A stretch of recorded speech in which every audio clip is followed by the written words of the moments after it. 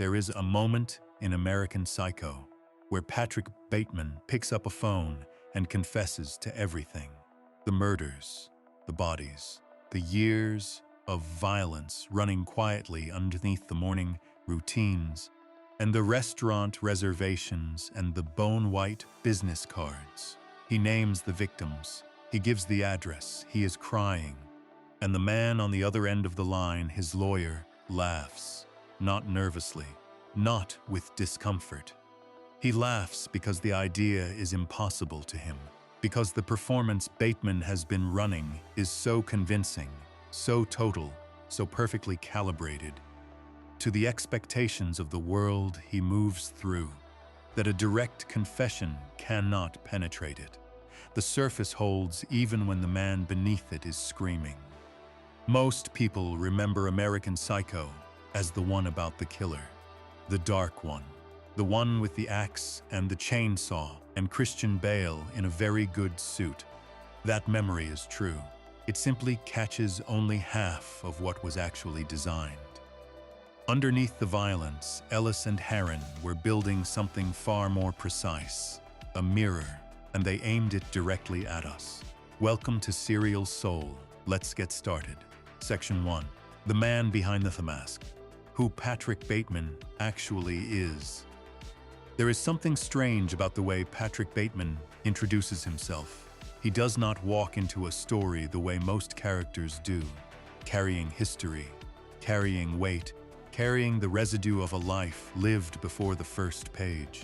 He arrives fully formed, immaculate, pressed into shape by expensive clothes and a precise morning routine.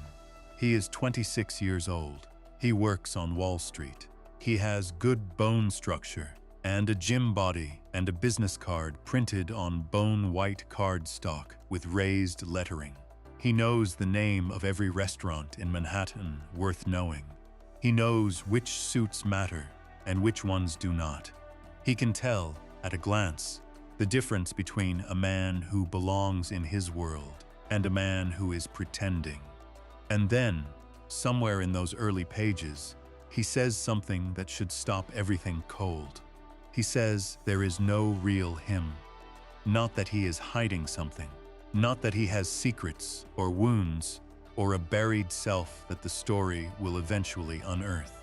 He says, plainly, that there is an idea of a Patrick Bateman, something like an abstraction, but underneath that idea there is nothing.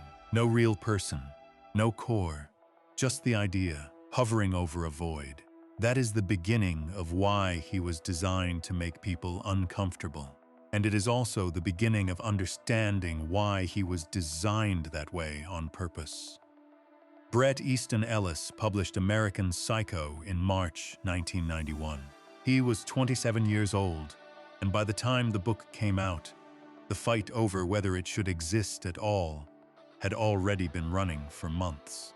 But before any of that, before the protests and the death threats and the publisher that dropped him and the one that picked him up, there was just Ellis sitting in a Manhattan apartment, living a life that was making him feel like he was disappearing. He has talked about this in interviews across the years. The book did not begin as a grand statement about capitalism or masculinity or the rot at the center of American ambition. It began as something much more personal and much more uncomfortable. Ellis was living in a way that looked, from the outside, exactly like success. He had published his first novel, Less Than Zero, while still in college, and it had made him famous before he was 21. He had money, connections, a social life built around restaurants and parties, and the company of people who were beautiful and successful and largely interchangeable. And he felt nothing, or close to nothing. He felt like a performance of himself rather than himself. He felt the specific, hollow anxiety of someone who has everything the world told him to want and cannot locate anywhere in his days, the feeling that any of it is real. Patrick Bateman, he has said, came directly out of that. The isolation, the alienation, the sense of going through motions so polished and so automatic that the person going through them stops being a person and becomes something more, like a mechanism. Ellis was not writing a villain from the outside, conjuring a monster at a safe creative distance. He was writing from the inside of a feeling he recognized. He used his father too. His father was a man shaped by the same forces Ellis was satirizing, a man absorbed by the values of the 1980s, by appearance and status, and the particular aggressiveness of a certain kind of successful American man. There are traits in Patrick Bateman that Ellis drew directly from watching his father move through the world. The obsession with surface, the coldness underneath the charm, the way that competitiveness taken far enough begins to look like something else entirely. But the version Ellis eventually arrived at was not his father. The version was himself, or a version of himself stretched to an extreme, the logical endpoint of what Ellis felt he was becoming in those Manhattan years. Patrick Bateman is what happens when the performance of a self replaces the self so completely that no one, including the performer, can find the difference anymore. This is why the character is so specifically disturbing, in a way that is hard to name at first. Most fictional killers, most fictional monsters work through distance. They are aberrations. They are other. They are placed outside the normal range of human experience, so that the audience can watch them with the comfortable knowledge that they are watching something alien. The horror lives in the gap between the monster and the viewer. Bateman collapses that gap. He is not placed outside normal experience. He is placed at the center of it. He is the aspirational version of a certain kind of 1980s American man, the version that appears on the covers of the magazines he reads, the version that the culture of his moment was actively producing and celebrating and rewarding. His morning routine, that long, meticulous sequence of serums and masks and exercise that opens both the novel and the film, is not the routine of a deviant. It is the routine of a man who has absorbed completely the message that his culture was sending about what it meant to be successful and desirable and powerful. The fact that he is also, underneath or alongside, or instead of all of that, a killer, is not presented as a contradiction. That is the uncomfortable part. Ellis never allows the reader to separate the grooming from the violence, the boardroom from the murder, the dinner reservation from the blood. They live in the same sentences, described with the same flat, detailed, unemotional precision. A business card gets the same attention as a body. A restaurant receives the same careful analysis as an act of violence. The register never changes. That formal choice, the decision to write everything in the same voice at the same temperature, is where the discomfort lives. Because if the voice never changes, then the reader is forced to ask whether the things being described are really different at all. And that question is not comfortable. Christian Bale, who would eventually bring Bateman to the screen in Mary Harron's 2000 film, understood this when he was preparing for the role. He needed to find a way to perform a man who is performing a man. He needed to embody someone who has no authentic self to draw from, someone who is entirely constructed surface, and he needed to do it in a way that did not collapse into caricature or camp. The story of how he found his approach has been told in interviews by both Bale and Harron, and it is one of the stranger pieces of casting history in recent cinema. Bale was watching television and came across footage of Tom Cruise on a talk show. Not Tom Cruise in a film performing a character. Tom Cruise, being a celebrity, being charming in that specific, practiced, full wattage way that Cruise had developed into an art form. And what Bale saw or what he described seeing, was someone with intense and total friendliness radiating from the surface, and nothing behind the eyes. That was it. That was Patrick Bateman. Not a monster, not a villain. A performance of a person, so practiced and so total that it had replaced the person entirely. Heron confirmed this, and it shaped everything about the way Bale played the role. The hair, the posture, the careful calibration of the smile, the way he engages fully with whatever is in front of him and yet appears to not actually be present in the room. These are not the traits of a serial killer in the traditional cinematic sense. They are the traits of a very specific kind of American social performance. The performance of someone who has become exactly what the world asked them to become and lost themselves entirely in the process. This is what Ellis was building when he made Bateman the way he made him. The discomfort was not an accident or a side effect. It was the architecture. The novel is written in first person, which means the reader spends 399 pages inside the mind of a man who has just told them fairly early on that there is no mind there to be inside. The narrator is unreliable not because he lies exactly, but because he is a void narrating itself. He describes what he observes, he catalogs, he registers, but he does not feel.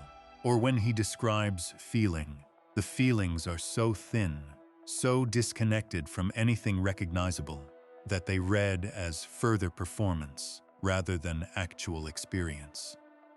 The murder scenes, which generated so much of the outrage around the book, function within this formal design in a way that is easy to miss if the outrage comes first.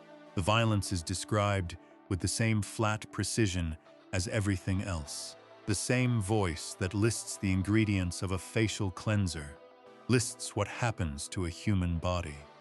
That equivalence, that refusal to shift register, to treat violence as special or exceptional, or worthy of a different kind of language, is the actual horror, not the violence itself, the indifference.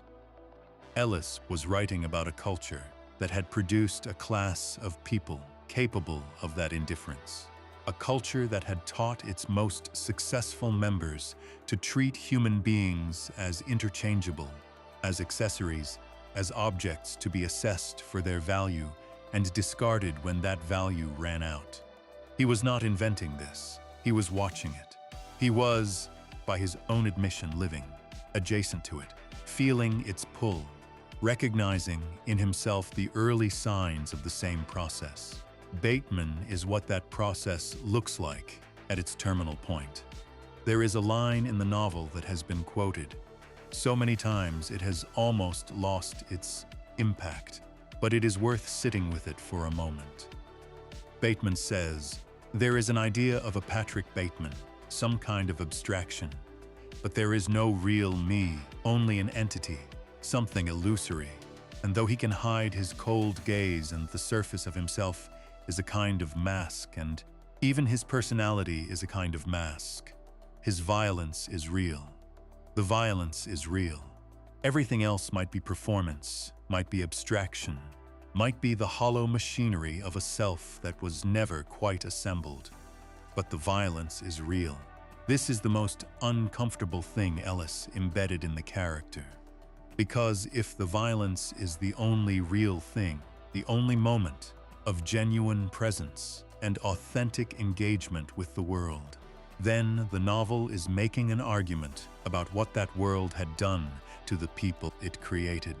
It had built people so thoroughly defined by performance and surface and competition that the only remaining expression of selfhood was destruction.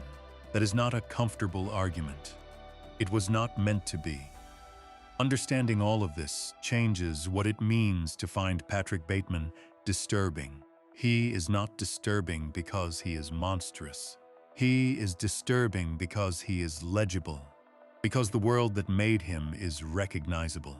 because the values he embodies to their extreme end are not foreign values, not the values of some other culture or some other time. They are the values that the 1980s were broadcasting loudly and proudly, and that have never fully gone away. Ellis built a character who is a mirror. He gave the mirror perfect hair and an expensive suit and a bone-white business card. He made it charming and well-spun and indistinguishable in most lighting, from the kind of man that culture celebrates. And then he showed what was behind the mirror. Nothing. Just the idea of a person. Just the performance. Just the void where a self was supposed to be, dressed very well, going to excellent restaurants, waiting. That is why Bateman was designed to make people uncomfortable. Not because of the violence, because of the recognition. Before we move on, if you're enjoying this analysis, please consider subscribing. It helps the channel tremendously. Patrick Bateman begins as a man who admits he doesn't exist, and that admission turns out to be the most honest thing about him. In the next section, we go back to the world that built him, the specific decade and culture that made a character like this not just possible, but almost inevitable. Section 2, the world that made him, 1980s Wall Street and Reagan America. To understand why Patrick Bateman was built the way he was built, it helps to spend some time in the world he came from. Not the fictional world of Pierce and Pierce, not the Manhattan of the novel, with its endless restaurant reservations and its rotating cast of identically dressed men who cannot quite tell each other apart. The real world, the actual 1980s, the decade that Bret Easton Ellis was living through when the character began forming in his mind, the decade that provided every brick and beam of the architecture that Bateman eventually became. Because Bateman did not arrive from nowhere. He was assembled from pieces of something real. And the more clearly that real thing comes into focus, the more uncomfortable the character gets. The 1980s in America were a particular kind of decade. They followed the 1970s, which had been, by most accounts, a difficult and disillusioning time. The Vietnam War had ended badly. Watergate had happened. There had been oil crises and inflation, and a general atmosphere of civic exhaustion, a sense that the country had been through something it had not fully processed and was not entirely sure how to move past. The mood of the 1970s, in its popular culture and its political life, was often uncertain, searching, sometimes bleak. Then Ronald Reagan was elected president in 1980, and the mood changed. Not all at once, and not for everyone. But the cultural signal that came from the top of American political life shifted dramatically. The message, stated explicitly and repeatedly, was that the era of doubt and self-examination was over. America was back. Ambition was good. Wealth was good. Success was something to celebrate, rather than something to feel complicated about. The free market was the answer to most questions worth asking. And the people who were winning in that market were, almost by definition, the right kind of people. Deregulation became the governing philosophy of the financial sector. Restrictions that had been in place since the Depression were loosened or removed. Wall Street, which had always been powerful, became something closer to the center of the culture itself. The investment banker, the stockbroker, the man in the expensive suit who moved enormous sums of money with confidence and aggression, became a cultural hero of a particular kind. The word that got attached to this class of people was yuppie, young urban professional. It was not always meant as a compliment, but it described something real. A generation of college-educated, ambitious, financially successful young people concentrated in major cities, particularly New York, who had absorbed the decade's message completely. They dressed well, they ate at the right restaurants, they drove the right cars. They lived in apartments that announced, in their furnishings and their addresses, exactly how much their inhabitants had achieved. This was the world Ellis was watching. This was the world he was, to varying degrees, inside. The specific texture of that world matters because Bateman is not just a product of the 1980s in a general way. He is a product of its most specific and particular features. The obsession with brand names, which runs through the novel like a kind of fever, was not invented by Ellis. It was observed. The men Ellis moved among in Manhattan in the late 1980s genuinely spoke this way, evaluated each other this way, measured themselves and their peers by the specificity of their possessions. The suit was not just a suit. It was a Valentino suit, or an Armani suit, or a suit that announced, to anyone paying the right kind of attention, exactly where in the hierarchy its wearer stood. The watch was not just a watch. It was evidence. This was a culture that had replaced inner life with outer signaling to a degree that struck Ellis, even as someone living inside it, as something worth documenting. The conversations he was having, the conversations he observed, circled endlessly around acquisition and status and appearance and reservation lists. The actual content of anyone's inner life was not just absent from these conversations. It seemed increasingly to be absent from the people having them. That observation became Bateman. The character is the logical endpoint of what Ellis was watching.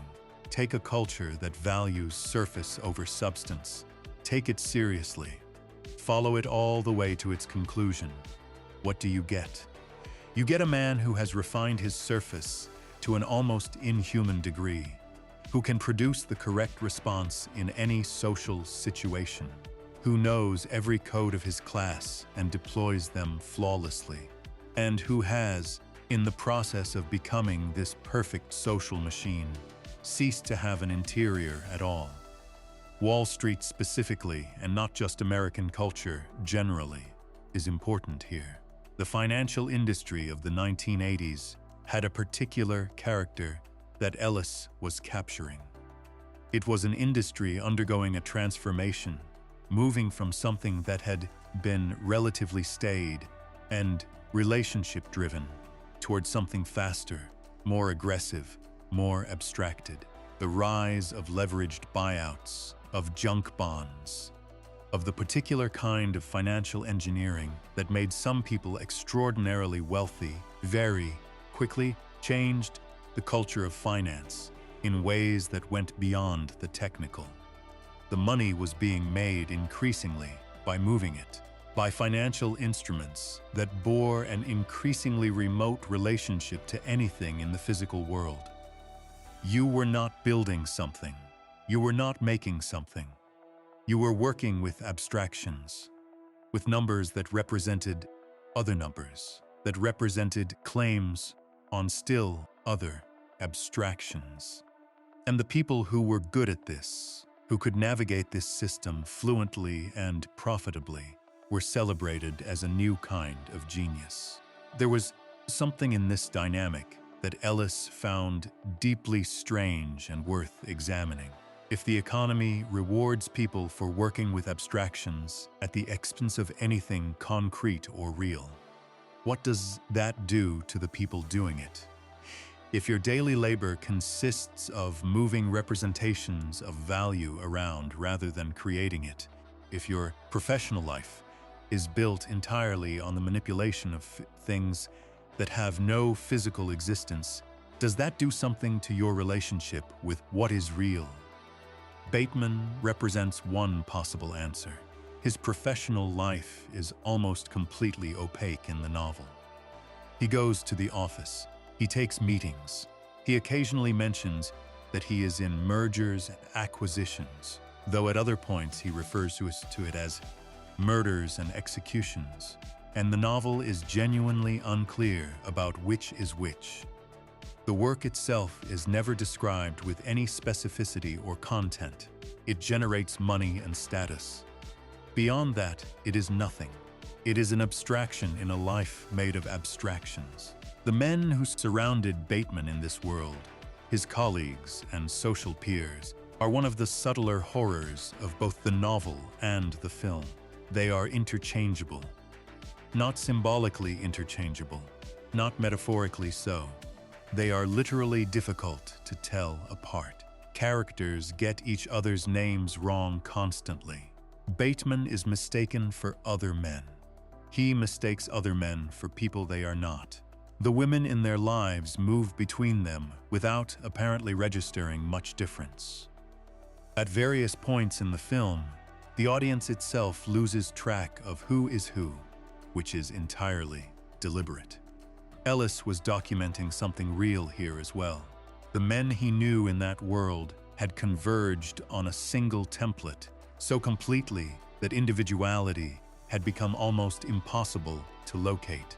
The same suits, the same haircuts, the same restaurants, the same conversations, the same ambitions, the same performance of effortless superiority. The conformity was total and entirely voluntary. Nobody had imposed it. Everyone had simply absorbed the message about what a successful man of this moment was supposed to look like and become that thing as completely as possible. Bateman is this process carried to its extreme. He has become the template so thoroughly that he is nothing but template. There is no remainder, no residue of something personal or particular or his own. He is the successful 1980s Wall Street man in a form so pure and complete that the purity has become a kind of horror. Donald Trump is in the novel. This is worth pausing on because it is not incidental. Ellis places Trump in the world of American Psycho deliberately. Bateman admires him. Trump represents, in the novel's world, the apex of the value system that Bateman has been shaped by. Wealthy beyond most people's ability to imagine. His name on buildings, his face in the newspapers. The performance of success taken to a scale so large it becomes its own kind of reality. Trump, in the novel, is not a political figure in the sense that would become familiar decades later. He is a cultural figure, a symbol of what the 1980s were rewarding. A proof of concept for the argument that appearance and aggression and sheer confident assertion could function as substitutes for substance. If you said you were successful enough times and in enough places, if you put your name on enough towers and dealt in enough abstractions, the saying could become its own kind of truth. Bateman looks up at this and sees something he wants to replicate. He cannot replicate it. He does not have the scale, but he has the template. He has the suits and the card and the restaurant reservations and the morning routine. He has the performance of it. Whether the performance corresponds to anything real is a question the novel is not going to answer. The women in this world are worth discussing because the way the novel handles them was the most contested aspect of its reception and is still the most contested aspect of its legacy. The female characters in American Psycho are treated by Bateman and by the world he inhabits as objects. They are assessed by their appearance. They are described in terms of what they are wearing and how their bodies look. They exist in the novel as accessories to male social performance, their presence confirming status rather than constituting a relationship. Bateman's fiancée, his colleagues' partners, the women he picks up, they move through the narrative as surfaces, the same way everything else does. The feminist response to this in 1991 was furious. The National Organization for Women organized boycotts. Gloria Steinem, Kate Millett, and other prominent writers and activists signed letters calling for the book not to be published. The argument was that the novel was misogynistic fantasy, that the graphic violence against women it contained was not satire but a celebration, that putting this material into the world was an act of harm. Ellis's counter-argument, and the counter-argument of those who defended the book, was that the novel was doing exactly what the critics were objecting to, but doing it deliberately. It was showing the way that the culture being described treated women as objects. It was not endorsing this. It was documenting it with such cold precision that the documentation was intended to produce disgust. Fay Weldon, a prominent feminist writer, argued in The Guardian that Ellis was getting his culture exactly right, and that the outrage was actually a reaction to recognition, to seeing something true about the world reflected back with uncomfortable accuracy. This debate has never been fully resolved, and it probably cannot be. The novel holds both readings simultaneously.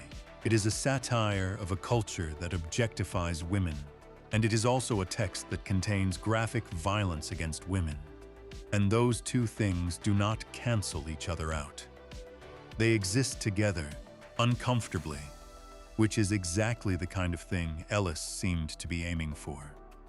What the cultural context of the 1980s gives to the character, finally, is this: Bateman is not a deviant from his world.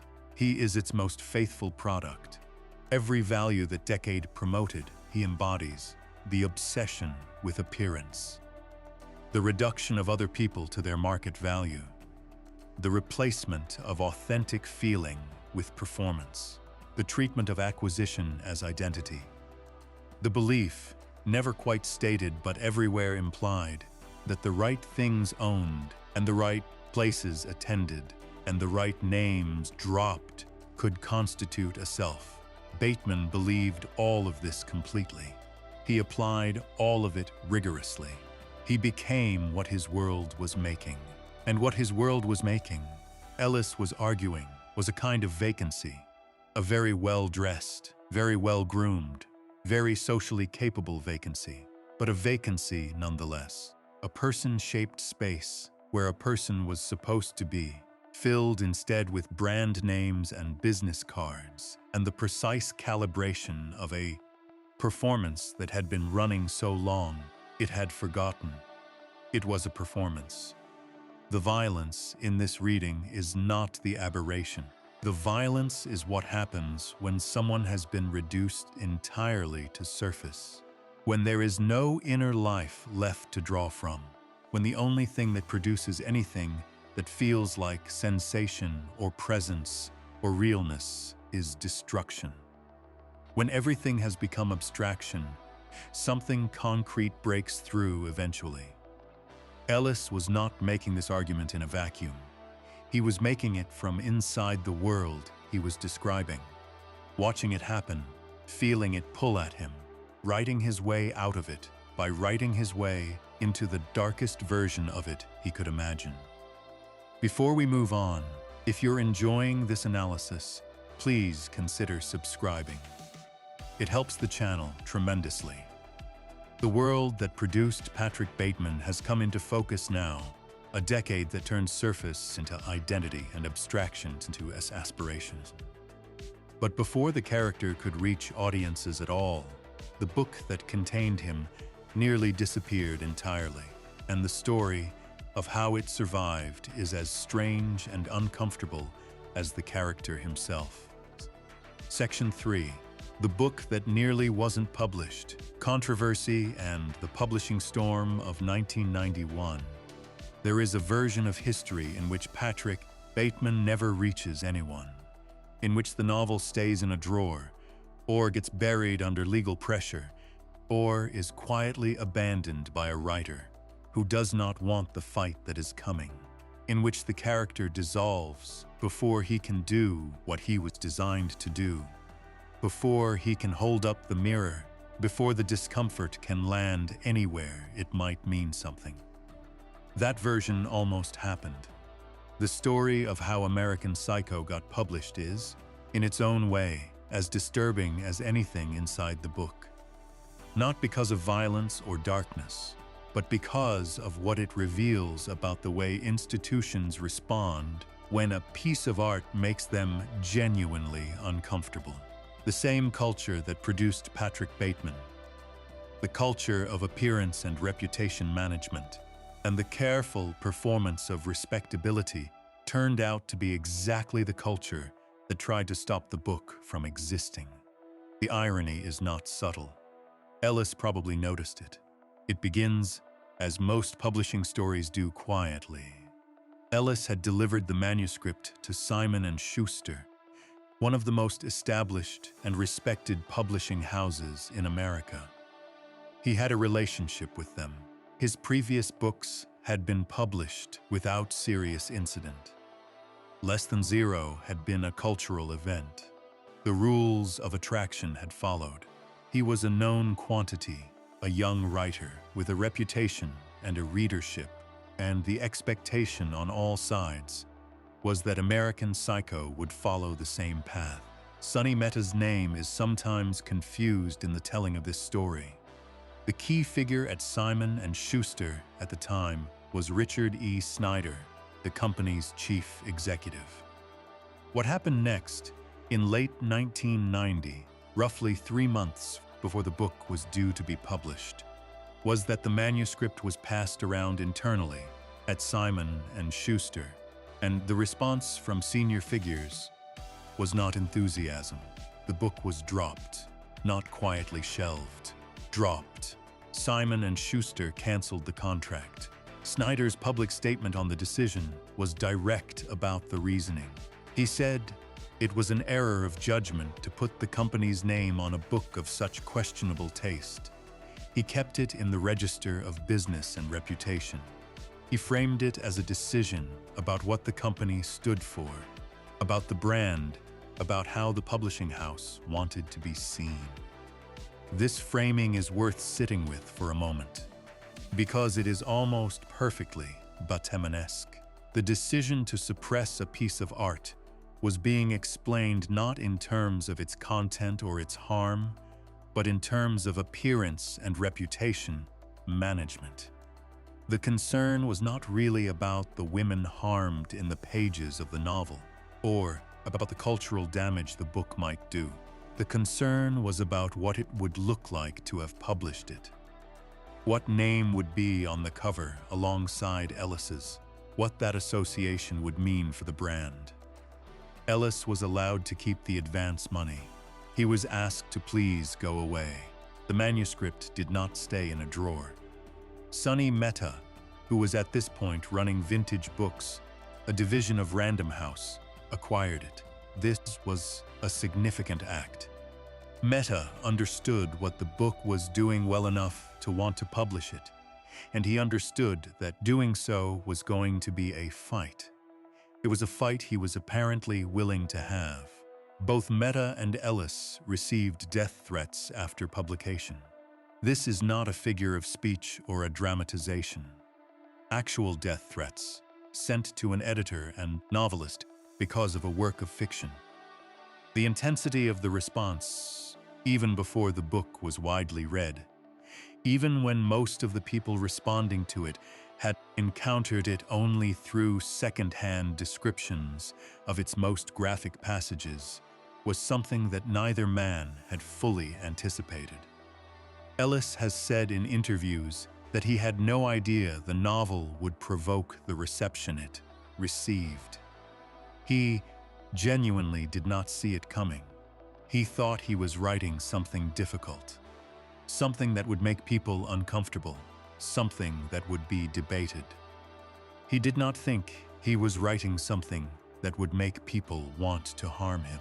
The death threats were real enough that they changed how he moved through the world for a period after publication. He was, for a time, genuinely afraid. The feminist response to the book deserves careful attention because it was not a single, unified position, and it has often been flattened in retrospect into something simpler than it was. The most organized opposition came from the National Organization for Women, specifically its Los Angeles chapter, which was led at the time by a woman named Tammy Bruce. Bruce and the chapter called for a boycott, not just of American Psycho, but of the entire Random House catalog for 1991.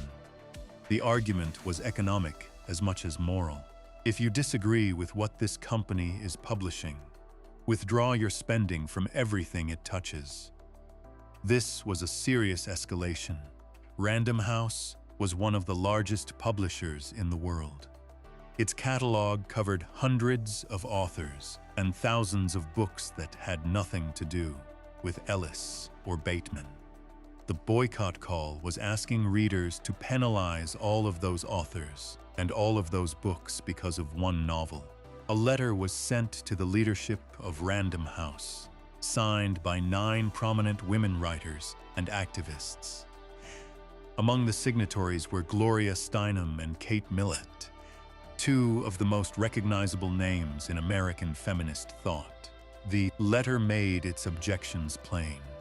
It asked, in pointed language, whether the publisher would have moved so quickly to acquire the book if its protagonist had been dismembering and torturing men from a minority group rather than women.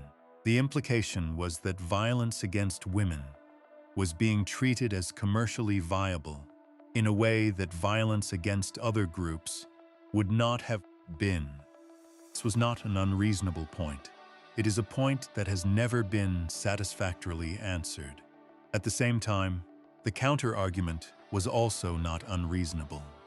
Some readers, including some feminist readers, argued that the novel was doing something different from celebrating the violence it depicted. That the same cold, flat prose that described the murders also described everything else, and that this formal choice was an indictment rather than an endorsement. That a novel which shows you, in precise and unsparing detail, what a culture that treats women as objects actually looks like at its extreme end, is not the same as a novel that approves of that treatment. Fay Weldon, a British novelist and feminist, took this position publicly and took it at some cost to her standing with other feminists. She wrote that Ellis was getting his culture exactly right, that the book was showing readers what they did not want to see Pem see about themselves and their world, and that the discomfort was the point. She said that the problem was not the book. The problem was what the book was accurately reflecting. The bookstore situation added another layer to an already complicated picture. Several major retail chains in America declined to stock the novel at all when it was released. Others placed it in sealed plastic wrap, inaccessible to casual browsing, available only to customers who specifically asked for it. This was an unusual step for a novel. It placed American Psycho in a category usually reserved for explicit material, treating it as something that required active seeking out rather than ordinary retail availability. The effect of all this, the dropped publisher, the death threats, the boycotts, the sealed plastic, was to create a specific kind of notoriety around the book before most people had read it. The controversy became the primary lens through which the novel was first encountered. People who opened it already knew it was the book that had caused all of this. They were reading it inside a frame that had already been built around it. This is worth noting because that frame shaped the reception in ways that persisted for years. The book was read for a long time, primarily as a controversy rather than as a novel. Its formal sophistication, its deliberate structural choices, the specific way it was using Bateman's narrative voice to make an argument, these things were harder to see. When the conversation around the book was so heavily weighted toward whether it should have been published at all, it took time. Academic readers began to engage with the novel seriously through the 1990s. Critics who had dismissed it as shock fiction began to revisit it. The question of whether it was a serious work of literature started to be answered, slowly, in the affirmative. By the time the film arrived in 2000, the cultural conversation around the book had shifted enough that the film could be received as a dark comedy with genuine satirical intent rather than purely as an adaptation of a notorious and possibly indefensible source. There is one detail from this period that is easy to overlook but worth holding on to. In 1992, the year after American Psycho was published, Bret Easton Ellis was banned from attending the opening ceremony of Euro Disney in Paris. This is a strange and almost comic footnote to the controversy, but it speaks to how completely the book had attached itself to Ellis's public identity. He was not banned because of something he had done. He was banned because of something he had written. Because the character he had created and the world that character inhabited was considered too toxic an association for the opening of a theme park built around the most wholesome and family-oriented brand in American entertainment. The irony again is almost too neat. Disney, the ultimate factory of reassuring surfaces and emotionally legible narratives, where good and evil are clearly marked, banning the creator of a character who had revealed what lived beneath the surfaces of a certain American dream. Bateman would have found a way to have a reservation there anyway, and he would have described the decor in exhaustive detail. The Australian situation adds a genuinely strange dimension to the international reach of the controversy. Australia did not simply decline to stock the book or place it in plastic. The state of Queensland actually restricted its sale to adults only, requiring anyone purchasing it to provide proof of age. This restriction remained in place for years after the book's initial publication, well into the period when it had begun to be taught in university courses. A novel that was being assigned as required reading in literature departments was simultaneously classified as adult-restricted material in parts of the world where it was for sale.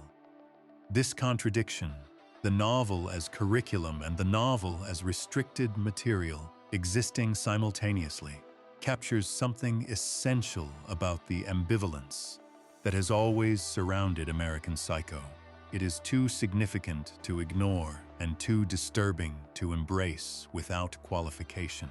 The culture has never quite made up its mind about what to do with it, which is perhaps the appropriate response to a work that was designed to produce exactly that kind of unresolved discomfort. What the publishing storm of 1991 ultimately added to the character was something Ellis could not have planned, but that turned out to reinforce everything the novel was doing. The institutions that responded to American Psycho, the publisher that dropped it, the activists who organized against it, the retailers who sealed it in plastic, the countries and regions that restricted it, all of them responded in ways that demonstrated the exact cultural dynamics the book was critiquing. The concern was consistently about appearance and reputation, about what association with the book would look like, about the brand, about how the company or organization or country wanted to be seen. Not about what the book was actually saying, not about engaging with its argument, about the surface, about the performance of respectability and the management of how things appeared. Simon & Schuster did not want its name on something that looked like this. Disney did not want its opening ceremony associated with someone who had written something that looked like this. Various retail chains did not want their shelves to contain something that looked like this. Bateman would have recognized all of them. He would have understood their logic completely. He lived by that logic. He had organized his entire existence around exactly that kind of concern with surface and appearance, and the management of how things looked to the people around him. The culture that produced Patrick Bateman could not encounter the novel about Patrick Bateman without behaving like Patrick Bateman, without making every decision through the lens of appearance and reputation rather than substance.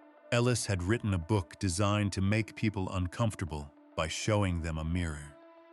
The response to the book was to try to hide the mirror, to put it in plastic, to ban it from theme park opening ceremonies, to have it dropped by its publisher with a statement about what that publisher's name stood for. The mirror kept showing the same thing.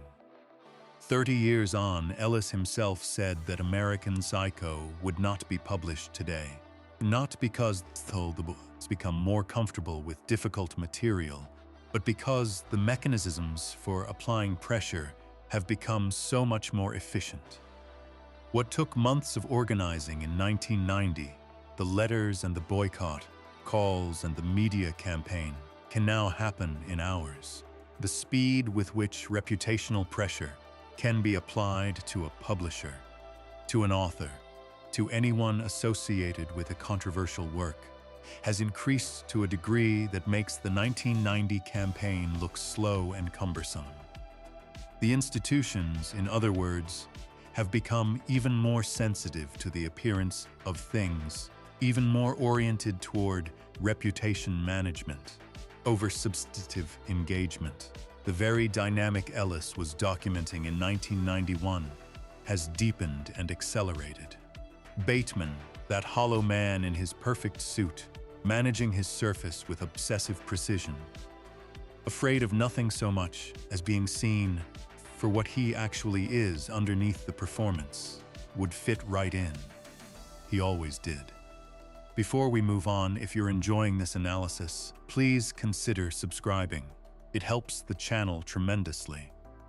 The fight over whether American Psycho should exist tells its own story about the culture that produced it, a culture more concerned with how things looked than what they meant. Coming up next, we move inside the character himself and into the specific, unsettling mechanics of why a man who seems so polished and so normal is so much more disturbing than any obvious monster could ever be. Section 4. The Mask of Normalcy. How Bateman's charm is the horror. Start with a simple question. Why is Patrick Bateman more frightening than a monster? Not more violent, necessarily. Not more graphic, not more extreme in the things he does, but more frightening in a way that stays with people, that follows them out of the theater or away from the page, and sits somewhere quietly uncomfortable for days afterward. More frightening in the specific way that makes people reluctant to articulate exactly what unsettled them, because articulating it requires admitting something they would rather not admit. The answer is not the violence. The violence is almost secondary. The answer is the normalcy.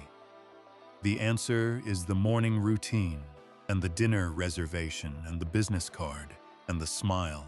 The answer is that Patrick Bateman, encountered in most of his natural habitat, doing most of the things he does most of the time, looks and sounds and functions exactly like the kind of man that the world has always told people to admire. That is the design. That is the architecture of the discomfort. And understanding how it works requires looking carefully at the specific mechanics of how Bateman presents himself to the world and why those mechanics produce the effect they produce. The morning routine comes first, in both the novel and the film, and this is not an accident. Ellis and then Harron both understood that the first thing they needed to establish was not the darkness. The first thing they needed to establish was the surface. Before the audience encounters anything disturbing about Patrick Bateman, they are going to spend time inside his morning ritual, And that ritual is going to be presented with such detailed, earnest specificity that it cannot be dismissed as parody. In the film, Bateman walks the viewer through it. The ice mask applied to reduce puffiness, the deep cleansing lotion, the water-activated gel cleanser, the honey almond body scrub, the razor used to shave with extreme precision, the aftershave, the moisturizer with UV protection, the exercise routine, executed with the dedication of someone for whom physical perfection is not vanity but obligation. Every step is named, every product is identified, every element of the ritual is performed with total seriousness, with the kind of attention that signals genuine belief. What this sequence does, before the film has established anything else, is locate the audience inside a very specific cultural space. This is not how a monster prepares for the day. This is how an aspirational magazine advertisement imagines a successful man beginning his morning. The products, the routine, the careful attention to the body as something to be maintained and optimized and presented. These are the markers of a particular kind of contemporary male success culture, and they were recognizable in 1991, and they are even more recognizable now. The routine is not presented as strange. It is presented as reasonable, as what a man in Bateman's position simply does, and the audience watching it is put in the position of either recognizing it as reasonable, which means they share something with this man, or of recognizing it as excessive and hollow, which means they are already beginning to see through the surface. Either way, the film has done something to the audience. Before the story has properly started, it has complicated the distance. The business card scene is the moment that most clearly demonstrates what Bateman's social performance is actually made of, and why it produces such a specific kind of unease. It is, on its surface, an absurd scene. A group of men in expensive suits, taking turns presenting their business cards to each other, with the gravity and intensity of a diplomatic ritual. The cards are not significantly different from each other. They all contain names and titles and contact information. The material and the font and the coloring vary in ways that are, to anyone outside this specific cultural moment, essentially meaningless. But to the men in the scene, the differences are not meaningless. They are everything. The card is the self, or the closest thing to a self that these men have available. It announces, in the language of paperweight and typeface, exactly where in the hierarchy its bearer stands. And when one card is assessed as superior to another, the man holding the inferior card experiences something that looks, in Bale's performance, remarkably close to genuine pain. Bateman's card is, he believes, excellent. He has been confident going into this ritual. And then Paul Allen produces his card, and Bateman sees it, and something happens behind Bale's eyes that is one of the most precisely acted moments in the film. The surface holds, the smile stays, the voice remains controlled. But underneath, something has shifted. Something that functions like panic, or humiliation, or the particular anguish of someone who has invested everything in a performance and just seen it bested. The scene is funny. It is genuinely, intentionally funny. The comedy comes from the absurdity of the stakes. The fact that grown men in expensive suits are having what amounts to an emotional crisis over business card stock. But the laughter is uncomfortable laughter. The kind that catches in the throat because the behavior being depicted is not entirely alien. The need to be seen as the best version of oneself in a competitive social setting, the anxiety of being assessed and found wanting, the investment in external markers of status as a substitute for internal security. These are not the pathologies of a monster. They are recognizable human experiences, taken to an extreme that reveals what they actually are. That is the mechanism, comedy that reveals, absurdity that points at something true. The scene is funny because it is extreme, and it is disturbing because the extreme version is only a few degrees removed from ordinary. The Tom Cruise connection is essential to understanding how Bale built the performance, and it reveals something important about what Ellis and Harron were actually making. Bale has described the process of finding Bateman, the problem he was trying to solve, in terms that are worth sitting with. He needed to play a man who is entirely performance, with no authentic self underneath. He needed to show the audience someone who is charming and engaging and socially fluent, who produces all the correct responses in all the correct situations, and who is doing all of this from a place of absolute emptiness. The charm is not a cover for something real. The charm is all there is. He found this watching Tom Cruise on a talk show, in the specific quality of Cruise's engagement with the host and the audience, the intense, total, directed warmth, the smile that lands exactly where it is supposed to land, the eyes that are focused and present, and yet, in Bale's reading of that footage, not quite connected to anything behind them. He described it as intense friendliness, with nothing behind the eyes. This is not an attack on Tom Cruise. It is an observation about a particular kind of public performance, the performance of a celebrity who has spent years calibrating exactly how to present themselves to an audience, who has become so skilled at this calibration that the performance has achieved a kind of perfection. A perfection that, looked at from a certain angle, produces a very slight but very specific feeling of wrongness. This feeling has a name in psychology. It is adjacent to what researchers call the uncanny valley, a term originally developed to describe the discomfort people feel when looking at a human likeness that is almost but not quite real. A robot or an animated figure or a simulation of a person that gets most things right and gets something small and crucial wrong. The something wrong is hard to identify. The overall impression is of a person, but some signal is missing, some quality that we recognize without being able to name, and the absence of that signal produces unease. Bateman operates in the uncanny valley of human personality. He has all the markers. He says the right things. He goes through the right motions.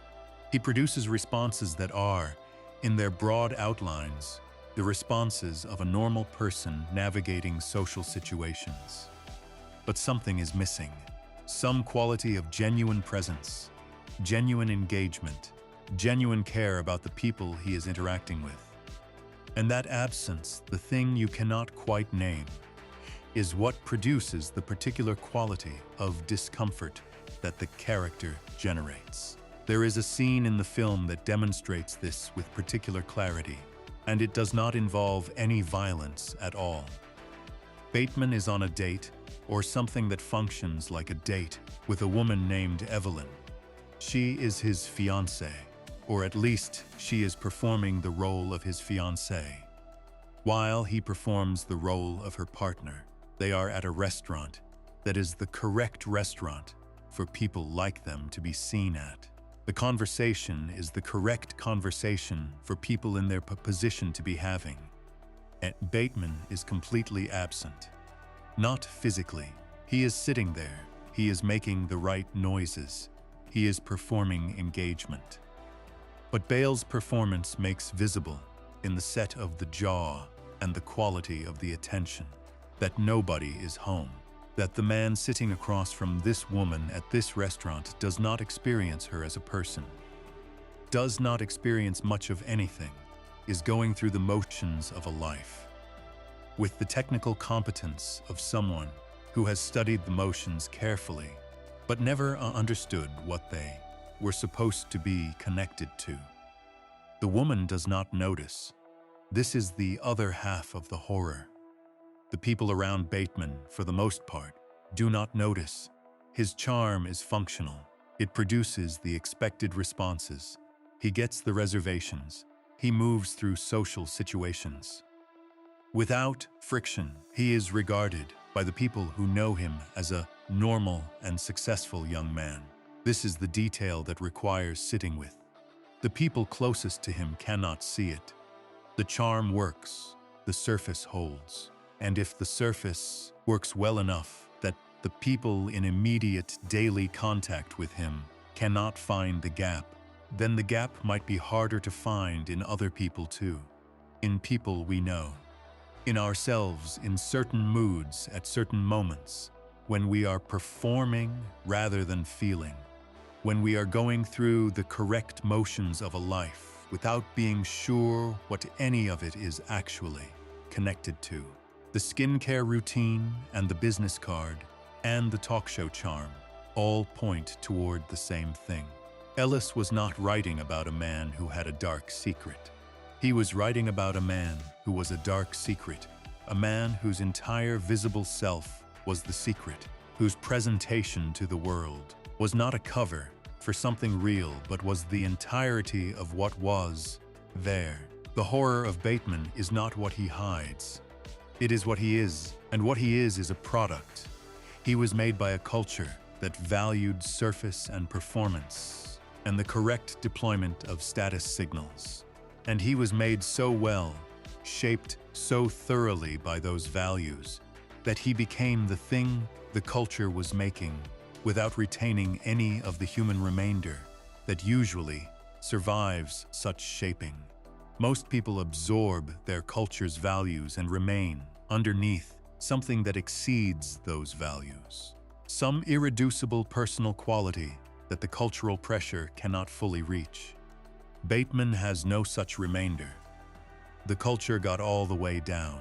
This is what makes the charm the horror, rather than just the cover for the horror.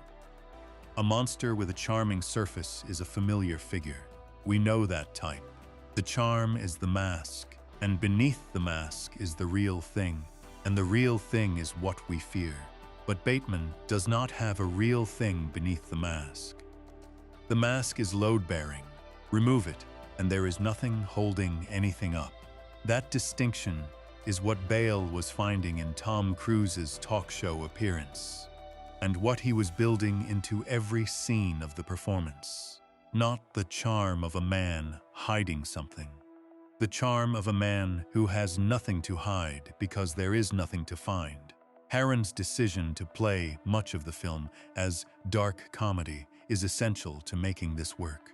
A straightforward horror approach to this material would have flattened it. If the film had signaled clearly and consistently that Bateman was a monster, that his charm was dangerous and his surface was sinister, the audience could have maintained a comfortable distance. They would have been watching a villain. They would have known when to be afraid and when to be relieved, and how to orient themselves emotionally at every moment. Harron refused this. She kept the film in a register of absurdist comedy for long stretches, letting scenes breathe in ways that produce laughter before they produce anything else. The business card scene is a comedy scene. The morning routine has a comic quality.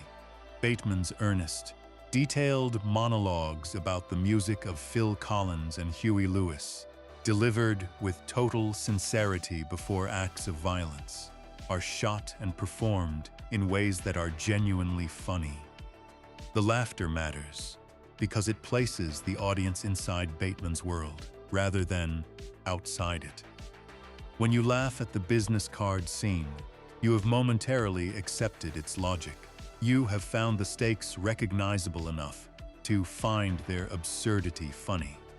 And finding the stakes recognizable means, briefly, sharing something with Bateman, occupying the same cultural space, seeing the world through a lens that is not entirely alien. This is the most sophisticated thing the film does, and it is entirely deliberate. Harren was making a film about a culture that produced a certain kind of person, and she needed the audience to feel the pull of that culture before they felt its horror. The comedy does this. The absurdity does this. The laughter is not relief from the discomfort. The laughter is how the discomfort gets inside. Patrick Bateman is disturbing because he is charming, not despite it. Because of it. Because the charm works on the audience the same way it works on the people in his world. Because Bale's performance is compelling and watchable, and occasionally very funny, and it does not feel, in its moment-to-moment texture, like the performance of a monster. It feels like the performance of someone extremely good at the performance of being a person, which is a different and more troubling thing. The horror is not behind the mask. The horror is that the mask is all there is, and that the mask looks so much like something we recognize that we keep almost forgetting what we are looking at. Ellis designed this. Harren built it. Bale embodied it. And somewhere in the gap between the charm and the void, the character found the specific quality of discomfort that has kept people returning to him for 30 years. Not to be frightened. To look one more time at the mirror that is almost but not quite showing them someone else. Before we move on, if you're enjoying this analysis, please consider subscribing. It helps the channel tremendously. The charm is the horror, and the mask holds because there is nothing underneath it to disturb its shape. The next section goes deeper into that emptiness, into Bateman's own confession that he does not exist, and into the deliberate ambiguity. The story builds around whether any of it was ever real at all. Section 5. A man who is not there. Identity, emptiness, and the unreliable narrator. There is a moment, roughly 2/3 of the way through the film, where Patrick Bateman picks up a phone and confesses everything. Not in a whisper, not in a coded way that requires interpretation. He names the people he has killed. He describes what he did to them.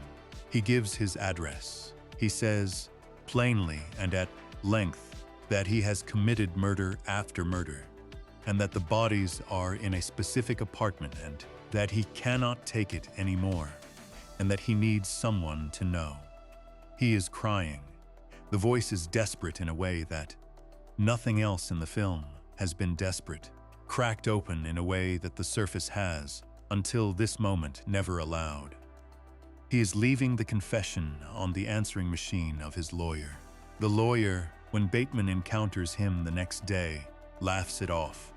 He does not believe it. He cannot believe it, or will not, or the world they both inhabit makes the idea so incongruous that it slides off him without leaving a mark. He tells Bateman the message was very funny. He moves on, and Bateman stands there, having confessed to everything, having cracked the surface completely open, and nothing happens. The world absorbs the confession and continues.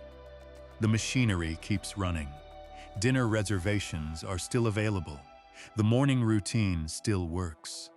The mask, apparently, is so convincing that even a direct statement of what is beneath it cannot make anyone look. This is the moment the film arrives at its deepest question. And the question is not whether Bateman is a killer. The question is whether it matters. The unreliable narrator is one of the oldest tools in literary fiction, and Ellis uses it in American Psycho in a way that is more structurally radical than it first appears. Most unreliable narrators are unreliable in a specific and limited way. They misremember. They are biased. They withhold information. They interpret events through a distorting personal lens. But the reader can usually, with enough attention, reconstruct something closer to the truth from around the edges of what the narrator provides. The unreliability has a shape. There is something real beneath it, something that the careful reader can locate, even if the narrator cannot or will not. Bateman is unreliable in a way that goes further than this. He is unreliable not because his account of events is distorted, but because the account of events may not correspond to any events at all. The murders he describes may have happened. They may be fantasies.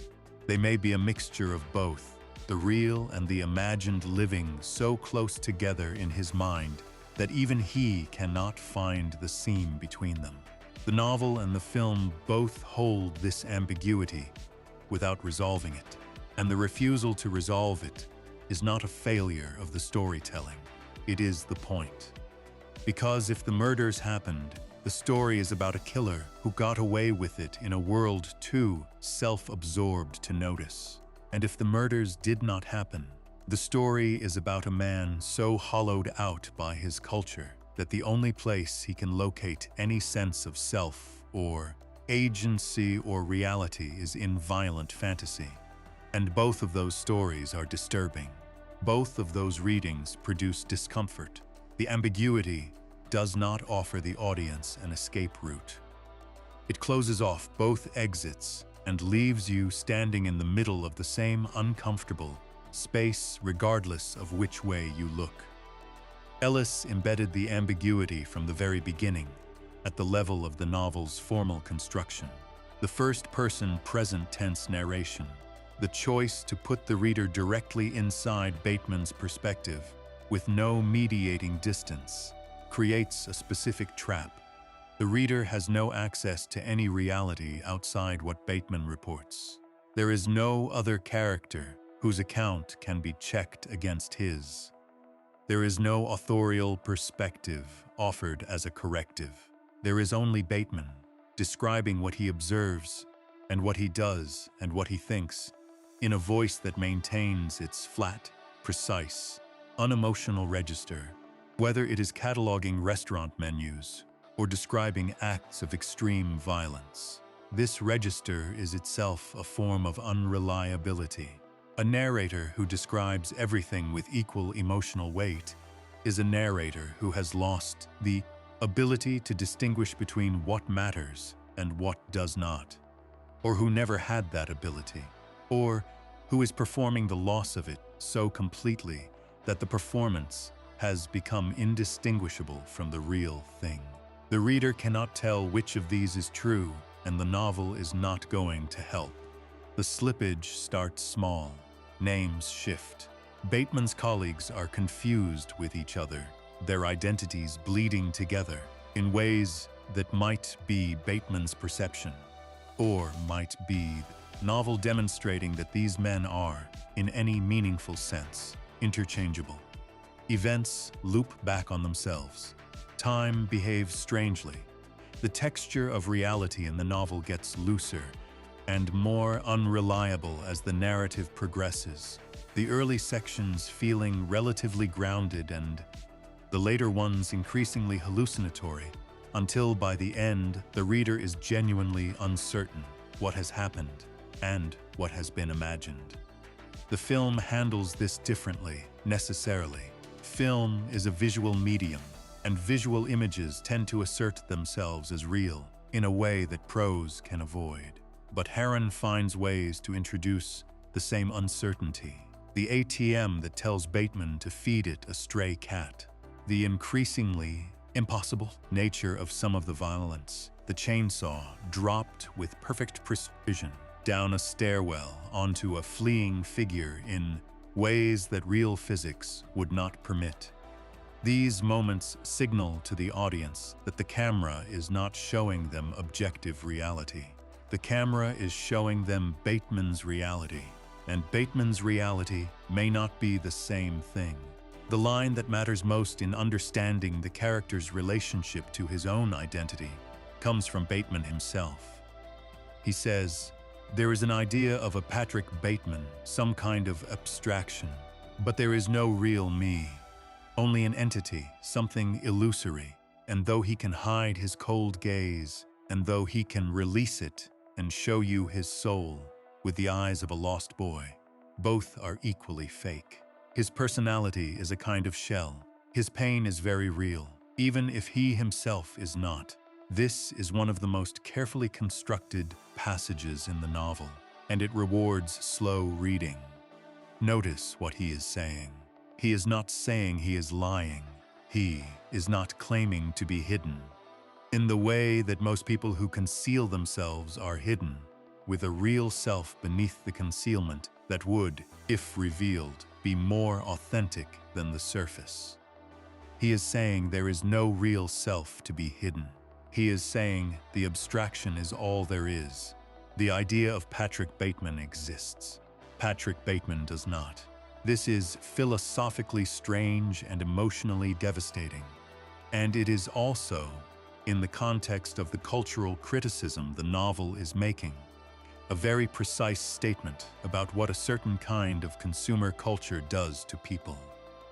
If identity is constructed entirely from external signals, from the clothes and the card and the apartment, and the reservation and the routine, if there is no layer of self that exists independently of these performances, then the self is not hidden beneath the performance. The self is the performance. And when the performance stops, or fails, or is seen through, there is nothing left. Bateman is the end state of this process. He has absorbed his culture's values so completely that he has become what those values produce. And what they produce, taken all the way, is exactly what he describes. An abstraction, an idea, something that functions like a person in all social situations without being one.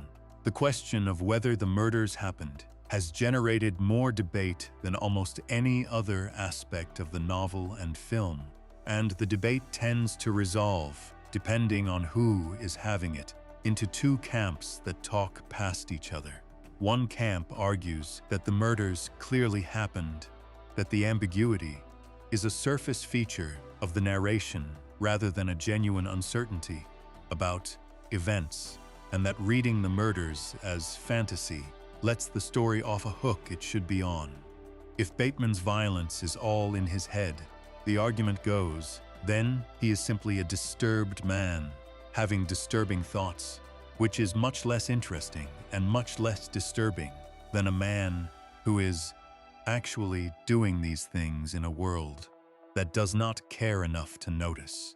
The other camp argues that the uncertainty is the point, that asking whether the murders really happened is asking the wrong question, and that the novel is more interesting as a portrait of psychological disintegration than as a crime narrative with a final verdict on its protagonist's guilt.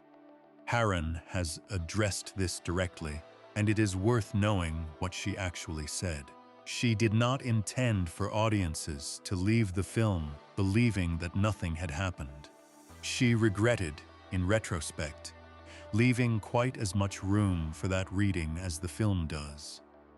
Her intention was that some of the murders were real, that Bateman was genuinely a killer, and that the deeper point was not whether he had killed, but why he could not be held accountable, why confession did not result in consequence, why a man could do what he did in a world like his and simply continue.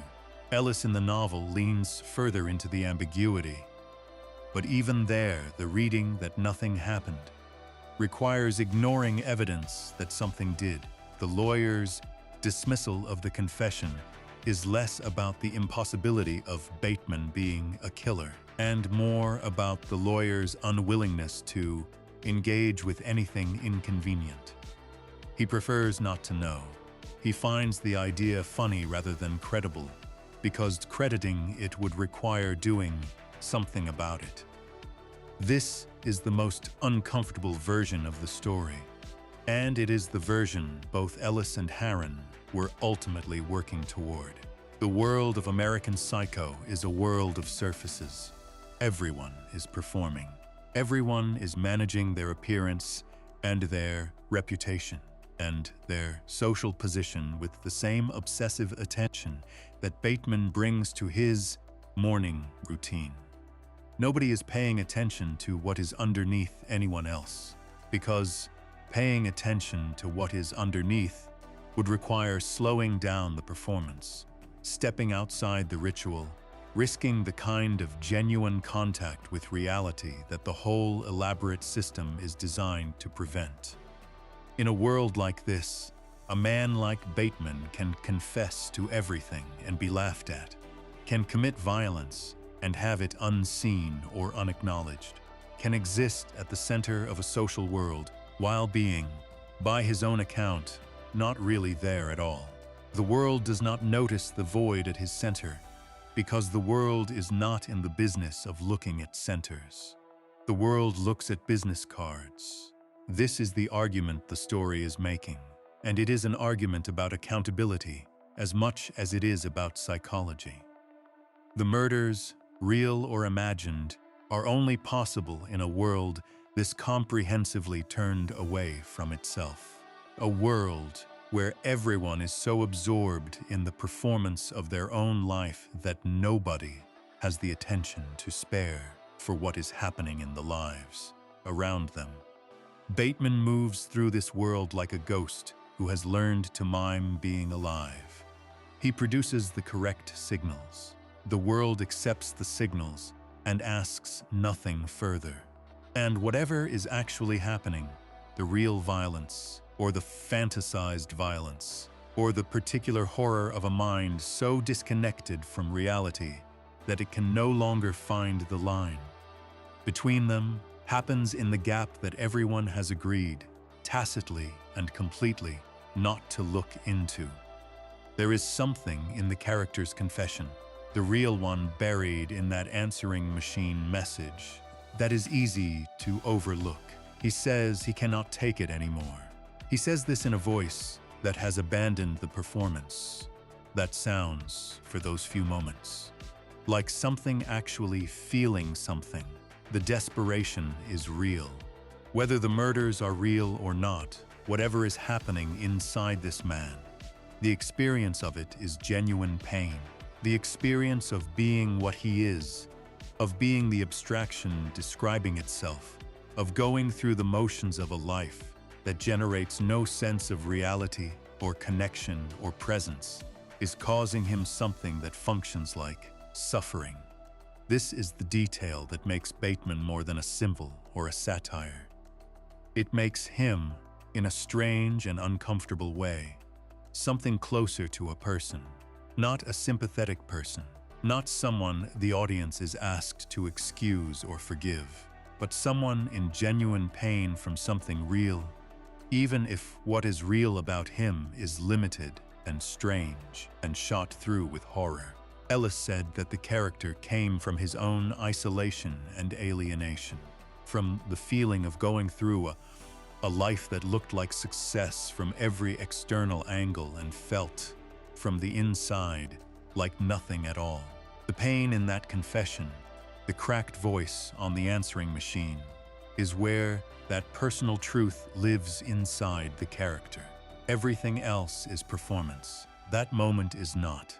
It is also, possibly, the most frightening moment in the film, because a monster does not suffer from being a monster. A void does not grieve the absence at its center. Whatever is crying into that phone is something that remembers what it was supposed to feel like to be real, and knows that it does not feel like that, and is calling someone, anyone, to say so. Nobody picks up. The morning routine starts again the next day. The surface holds. The idea of Patrick Bateman continues its careful, meticulous, perfectly calibrated progress through the world. Somewhere underneath it, something that might have been a person if things had gone differently, is still on the phone, waiting for someone to answer. Before we move on, if you're enjoying this analysis, please consider subscribing. It helps the channel tremendously. Bateman confesses everything, and the world moves on, too absorbed in its own surface to stop and look. In the next section, we turn to the woman who had to find a way to put all of this on screen, and the specific, deliberate choices Mary Harron made that turned a notorious novel into something audiences could actually sit with and laugh at and be quietly devastated by. Section 6. Mary Harron's choices, how the film made the discomfort visual. Begin with the fact that this film almost did not exist in the form it exists in. Not just that it was difficult to get made, though it was. Not just that it took years of development and rejection and interference before cameras rolled, though all of that happened, but that the specific film that exists, the one with that particular tone and that particular register and that particular way of holding comedy and horror in the same frame without letting either one collapse the other, was the result of one director's very specific vision fighting its way through a system that wanted something different and more familiar and considerably less interesting. Mary Harron made American Psycho, not in the sense that directors always make their films, shaping and guiding, and leaving their mark on material. In the sense that the film as it exists is essentially a document of her particular understanding of what the source material was doing and what it needed to become on screen. A different director, and there were many different directors attached to this project over the years it spent in development, would have made a different film. Not just stylistically different, fundamentally different in what it was trying to say and how it was trying to say it. The fact that Harron got to make it, after years of being pushed aside and having the project taken from her, and then coming back to it when the alternative collapsed, is one of the more significant pieces of good fortune in recent cinema history. And understanding what she brought to it, what she saw in the material, and how she chose to render it, is essential to understanding why the film works the way it works, and why Bateman on screen produces the specific quality of discomfort he produces. Harron came to American Psycho from an unusual background for a Hollywood director. She had made her feature debut with I Shot Andy Warhol in 1996, a film about Valerie Solanas, the radical feminist who shot and wounded Andy Warhol in 1968. The film was praised for its intelligence and its refusal to reduce its subject to either a villain or a victim, for its ability to hold a genuinely disturbing person and a genuinely disturbing act inside a frame that remained analytically clear without becoming cold. It established Harron as a filmmaker interested in the intersection of ideology and psychology, in what people do when the ideas they have absorbed push them toward extreme behavior, and in the specific texture of cultural moments that produce particular kinds of violence. This background is directly relevant to what she was going to do with Bateman. She was not approaching the material as a horror filmmaker looking for scares, or as a thriller director looking for tension, or as a provocateur looking to replicate the shock of the novel on screen. She was approaching it as someone who had already spent a film thinking carefully about what it means when a cultural environment produces a person capable of extreme violence, and what the right formal approach is to that kind of subject. Her co-writer on the screenplay was Guinevere Turner, and this collaboration mattered in ways that extended beyond craft. Both women brought to the project a perspective on the material that was fundamentally different from what a male director might have brought. They were not inside the world, being satirized in the way a male filmmaker of that milieu might have been. They could see it from outside, which meant they could see its absurdity more clearly, could hold it up to the light without the ambivalence that comes from finding yourself partially reflected in what you are critiquing. Harron has said in interviews around the film's 25th anniversary that she always viewed American Psycho as essentially a gay man's satire on masculinity. This framing is illuminating. Ellis, who is gay, was writing about a world of performed heterosexual masculinity from a position of someone who had always been, to some degree, an outsider to the performance he was documenting. He knew the codes, he had lived among them, but he was not entirely inside them. He was always also watching. Harren, as a woman, brought a similar quality of outside observation to the project, and it shaped everything about the tone she chose. The casting battle is one of the stranger episodes in recent Hollywood history, and it matters because the eventual outcome was so precisely right that it is almost impossible now to imagine the alternative. Harren had wanted Christian Bale from the beginning.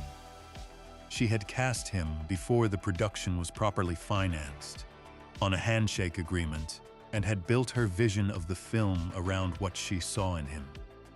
At the time, Bale was not a major star. He was a recognizable actor with a solid body of work, someone with genuine talent and an interesting quality on screen, but not someone whose name could open a film in the way that studio mathematics required. Lionsgate, which was distributing the film, wanted a bigger name. The names that circulated in the years the project spent in development included Brad Pitt, paired with David Cronenberg as director. Oliver Stone was attached at one point, with Leonardo DiCaprio as the lead. The DiCaprio attachment came closest to happening, and the story of how it did not happen is one of the more remarkable pieces of Hollywood folklore from that period. Gloria Steinem, who had been one of the most prominent voices in the feminist campaign against the novel in 1991, intervened directly. She contacted DiCaprio and urged him not to take the role, on the grounds that his enormous following among young women made his participation in this particular project especially harmful. DiCaprio, who was at the peak of his post-Titanic cultural moment, withdrew. The production fell apart. Harren, who had already been pushed off the project once in favor of the DiCaprio-Stone combination, came back, and Bale came with her. The rightness of this casting is not just a matter of talent. Though Bale is extraordinary in the role, it is a matter of what Bale brought to the specific problem Harren needed solved. He needed to be charming enough that the audience would find him watchable and, even in moments, likable. He needed to be funny, genuinely funny, in a way that produced real laughter, rather than the uncomfortable laugh of someone who does not know how else to respond. And he needed, underneath all of this, to produce the quality of absolute absence, the sense of nobody home behind the performance that the character required. Finding the Tom Cruise reference, the intense friendliness with nothing behind the eyes, gave Bale the technical key he needed. He built the performance from that observation outward. The physicality, the precise and slightly exaggerated quality of every gesture and expression, the way Bateman moves through social situations with the careful attention of someone who has studied how humans behave but has never quite felt it from the inside.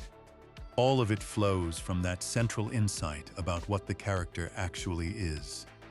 The tonal decision Harren made, the choice to play much of the film as dark, absurdist comedy rather than straight horror or thriller, was the most consequential, artistic choice the film makes, and the one that generated the most resistance from people who had not yet seen it.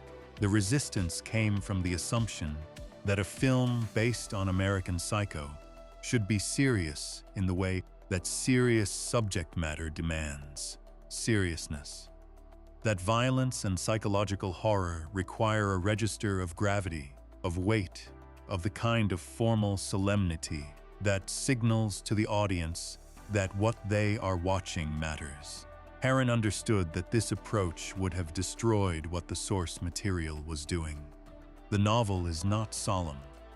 It is, in large stretches, genuinely funny, in the particular way that things are funny when they have been taken to such an extreme that the extremity tips over into absurdity. Ellis was not writing a tragedy. He was writing something stranger and more uncomfortable than a tragedy, something that held genuine darkness and genuine comedy in the same sentences without resolving the tension between them. Translating this to film required finding a visual and tonal equivalent for what the prose was doing. Harron found it in a kind of deadpan precision, a willingness to play scenes at exactly the register they were written in, without pushing them toward either pure comedy or pure horror. She let the scenes be what they were. She trusted the audience to hold two responses simultaneously, to laugh and to feel the laughter catch, to find something funny and to register, a beat later, why the funniness is troubling. This trust in the audience is one of the film's most distinctive qualities. A less confident filmmaker would have cued the responses more explicitly, would have used music or editing, or framing to tell the audience when to laugh and when to be disturbed. Harron largely refuses this. The music choices in the film are often deliberately wrong in ways that produce their own uncanny effect, familiar pop songs used in contexts that make them strange. The editing has a quality of almost affectless observation, watching Bateman move through his world without commenting on what it sees. The Phil Collins scene is where all of these choices come together most visibly, and it is worth looking at it carefully, because it demonstrates what the film's tonal approach achieves that a more conventional approach could not. Bateman has brought two women back to his apartment. He is preparing to be violent, and before any of that happens, he gives a monologue about Phil Collins that is delivered with total, committed seriousness, the kind of analysis that a person gives when they genuinely believe what they are saying matters and deserves to be heard. The monologue is absurd. Phil Collins is not a figure whose work demands this kind of earnest critical attention, and Bateman's specific claims about the emotional depth and technical sophistication of Collins's solo output are the claims of a man who has absorbed the language of cultural criticism without the capacity for genuine aesthetic response. He is performing appreciation the same way he performs everything else, applying the correct form to something that reveals, by its very correctness applied to this particular subject, that the form has no connection to any real feeling. It is extremely funny. And then the violence begins, and the comedy does not entirely disappear. It shifts, becomes darker, sits alongside the horror rather than giving way to it. Harron shoots the sequence in a way that never lets the audience fully settle into either register. The humor and the horror coexist, and the coexistence is deeply uncomfortable in the specific way that the film keeps engineering this discomfort. The way that laughter keeps becoming the mechanism through which the horror enters, rather than a relief from it. This is the formal achievement of the film. Not just that it found a way to adapt difficult material, but that it found a visual and tonal language for the specific discomfort the source material was generating, the discomfort that comes from finding something recognizable in something monstrous, from laughing at something you should probably not be laughing at, from being inside the cultural logic of a character whose cultural logic you know somewhere to be your own. Harron has spoken about the restraint in her direction as a deliberate choice related to her perspective as a female filmmaker working with this particular material. She was making a film about a world she found absurd and hollow and genuinely disturbing, but she was making it about men, about a specifically male experience of that world, and she was aware of the risk of either glamorizing what she was depicting or of being so distanced from it that the satire became contempt rather than analysis. She wanted to show the world clearly and let the audience make their own judgments, rather than directing those judgments too heavily through style or tone. This restraint shows up in the way violence is handled in the film. The film is significantly less graphic than the novel, not because Harren was squeamish, but because she understood that the graphic detail in the prose was doing something that graphic visual detail would not do on screen. In prose, the equivalence of registers, the same voice describing a business card and a murder, is the disturbing thing. In film, graphic violence is simply graphic violence, and it tends to overwhelm everything around it, to reduce the film to its most extreme moments. By pulling back from the novel's graphic extremity, Harren kept the focus where it needed to be, on the performance, on the social ritual, on the absurdist comedy of a world so consumed by surface that it cannot see what is happening at its center. The violence that appears in the film is disturbing not because of its graphic detail, but because of the context in which it appears, the tonal environment Harren has built around it, the way the film has trained the audience to hold laughter and horror simultaneously, and then deploys violence inside that training.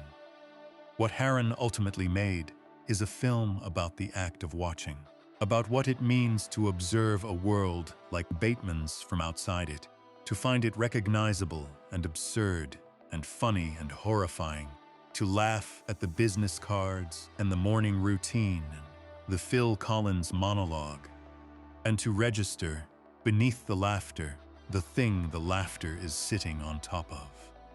She gave the audience Bateman's perspective, let them inside his immaculate, hollow, precisely ordered experience of the world, and then she made that experience funny enough to be watchable and disturbing enough to leave a mark. She found the balance that Ellis had found in prose and built its visual equivalent. The film works because of what Harren refused to do as much as what she chose to do. She refused to make Bateman a monster at a safe distance. She refused to make the violence the primary event. She refused to tell the audience how to feel about what they were watching. She trusted the discomfort she was generating to do its work without being directed. That trust and the precision of vision behind it is why the film has lasted, why it is still watched and discussed and argued about, why Bateman on screen produces the same quality of uncomfortable recognition that Bateman on the page produces. A different director would have made something easier to watch and much easier to forget. Harren made something that stays.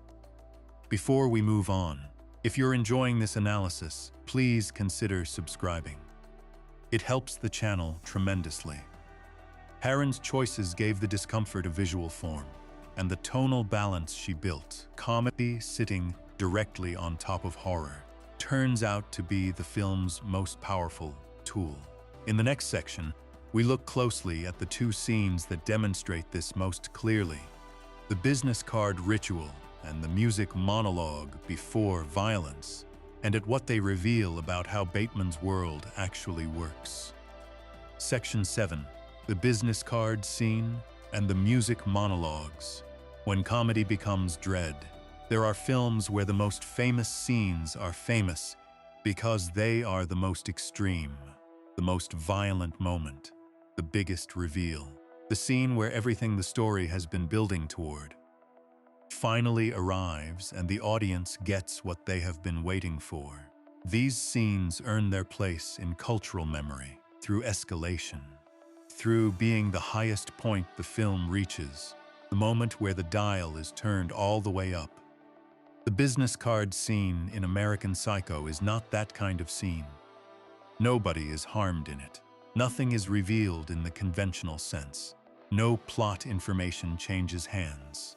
No relationship is altered in any way that the story will subsequently build on.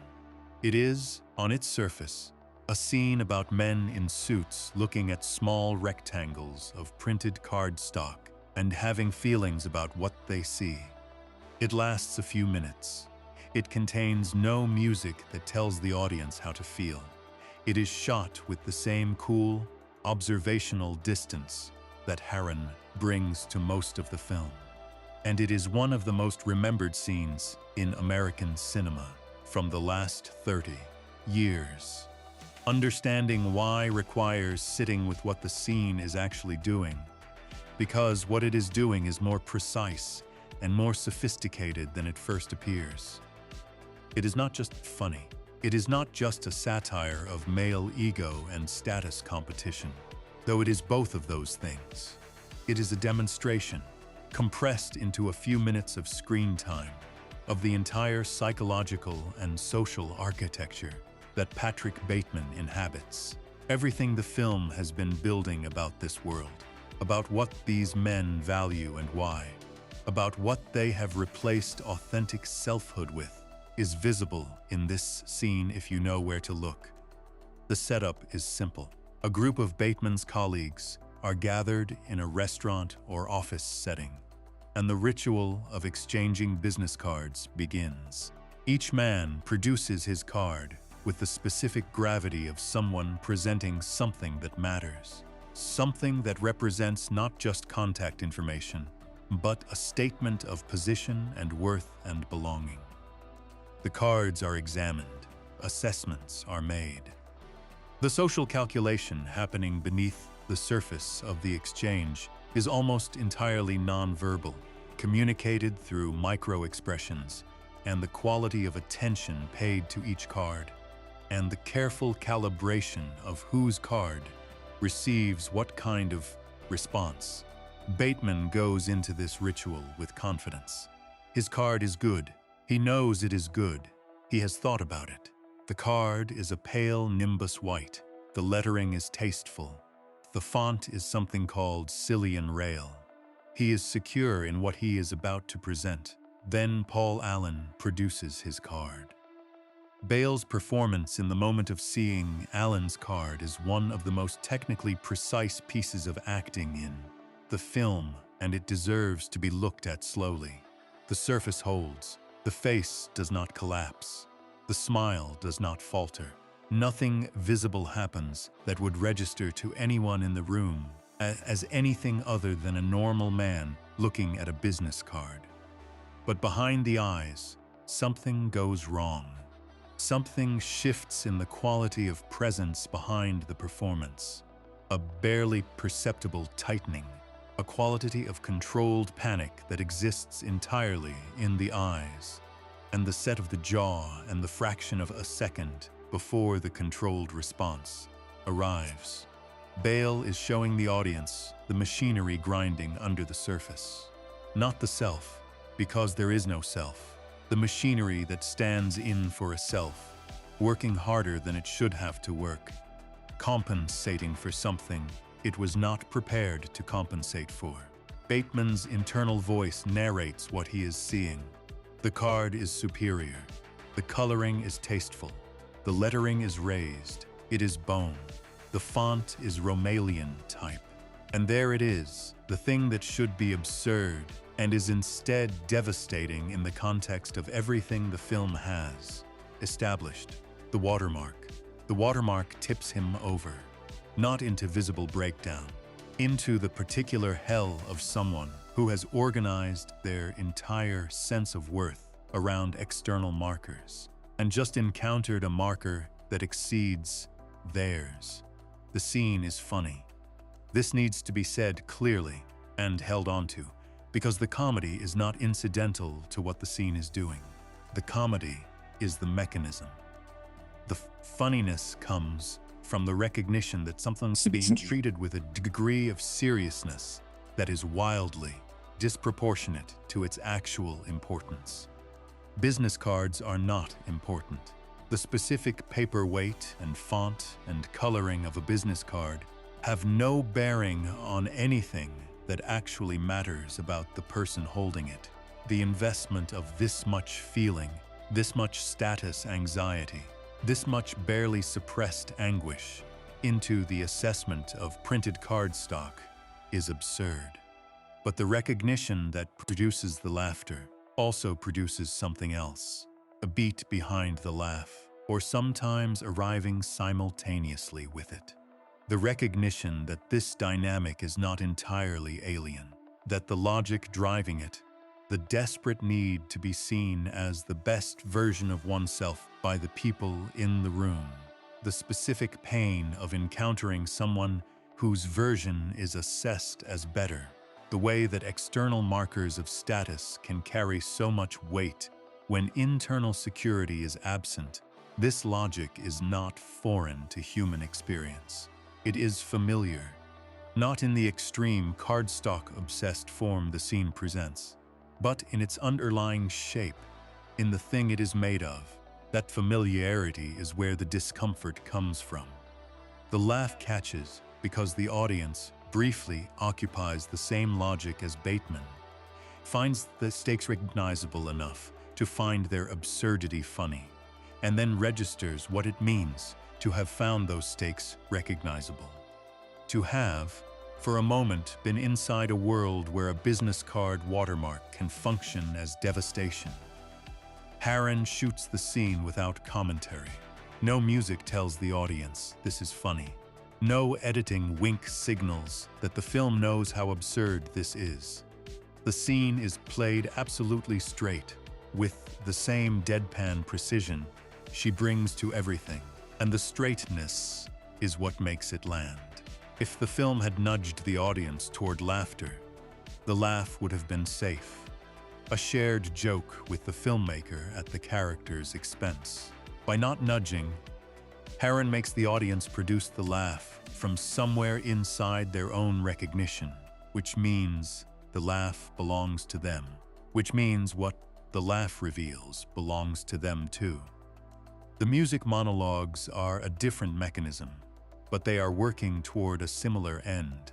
Bateman, across the film, delivers several extended analyses of popular musicians. Phil Collins, Huey Lewis and the News, Whitney Houston. These are not brief mentions or casual references. They are formal critical assessments, delivered with the earnest specificity of someone who believes they are communicating genuine aesthetic insight, who believes that the ability to analyze popular music in this way demonstrates something real about their cultural sophistication and their capacity for feeling. The Phil Collins monologue is the most famous, partly because of the context in which it appears. Bateman is in his apartment. He has brought two women there, under pretenses that are not going to resolve the way they might reasonably hope. He has laid out a newspaper on the floor which the audience has already been taught to read as a preparation signal, a piece of practical planning for what comes next. He is in the register of what the film has established, preparing to be violent. And in this preparation, he puts on music and he talks about it. The monologue is specific. He talks about Phil Collins's solo career as distinct from his work with Genesis. He identifies a moment he believes Collins found his voice, the song that represented a creative breakthrough. He speaks about the emotional depth of the work, about the accessibility that he argues is not a weakness but a strength, about the way Collins's music connects with something universal in human experience. Every word of this is delivered with complete sincerity. Bale does not play it as mockery or irony or self-aware performance. He plays it as genuine. This is a man who actually believes he is saying something true and valuable about Phil Collins. The specific comedy of this is multi-layered when worth unpacking slowly. The surface comedy is simply the mismatch between the subject and the treatment. Phil Collins, whose work occupies a very specific place in the cultural landscape, a place characterized more by ubiquity and a certain comfortable familiarity than by the kind of artistic depth Bateman is attributing to it, is not a figure who typically receives this quality of earnest, critical attention. The gap between the analytical apparatus Bateman brings to the subject and the subject itself is funny in the way that any extreme mismatch between form and content is funny. But underneath this surface comedy is something more disturbing. Bateman's analysis of Phil Collins is a performance of aesthetic feeling, not aesthetic feeling itself. He has learned the language of cultural appreciation, the way that people who genuinely respond to art talk about it, and he is deploying that language fluently and correctly in its formal structure. The monologue sounds like what a person who cares about music sounds like when they talk about an artist they find meaningful. But it is empty. There is no actual feeling behind it. There is no genuine response to the music, no real connection between what Collins's work does and what Bateman experiences when he hears it. He has learned the form of cultural engagement without the capacity for the feeling that the form is supposed to express. This is the same thing the business card scene was showing. The same underlying vacancy wearing different clothes, just as the business card was a substitute for self, a marker of worth in the absence of anything intrinsic to be valued. The music monologue is a performance of feeling in the absence of actual feeling. Bateman moves through a world of cultural objects, assessing and categorizing, and expressing calibrated responses to all of them, and none of it connects to anything real inside him. The violence that follows the monologue does not erupt from passion or anger, or any recognizable emotional state. It follows from the same flat, purposeful register that everything else follows from. The music plays. The analysis has been delivered. The newspaper is on the floor.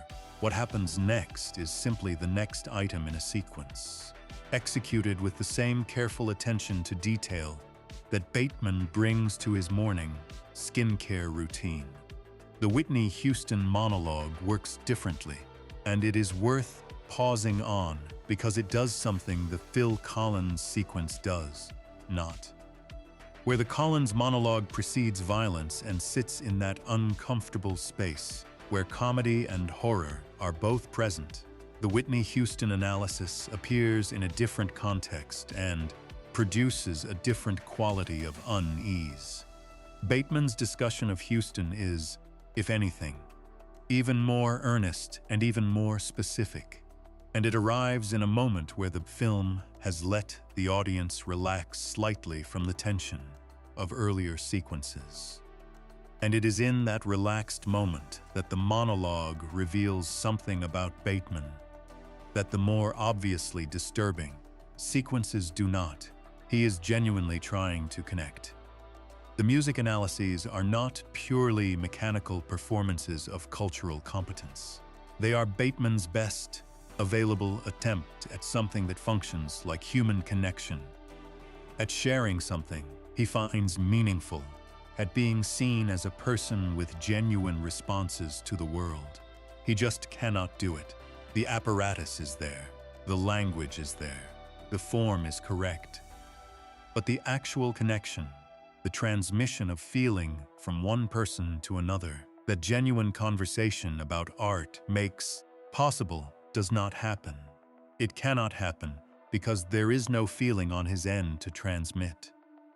There is only the performance of feeling, offered sincerely, landing nowhere.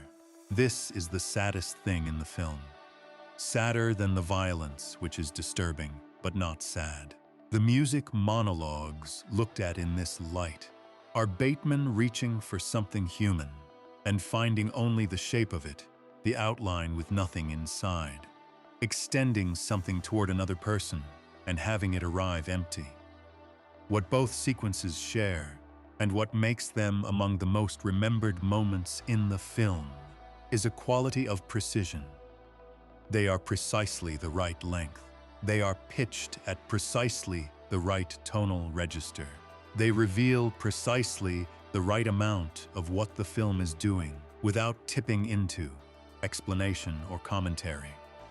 They trust the audience to do the work of connecting what they are seeing to the larger argument the film is making.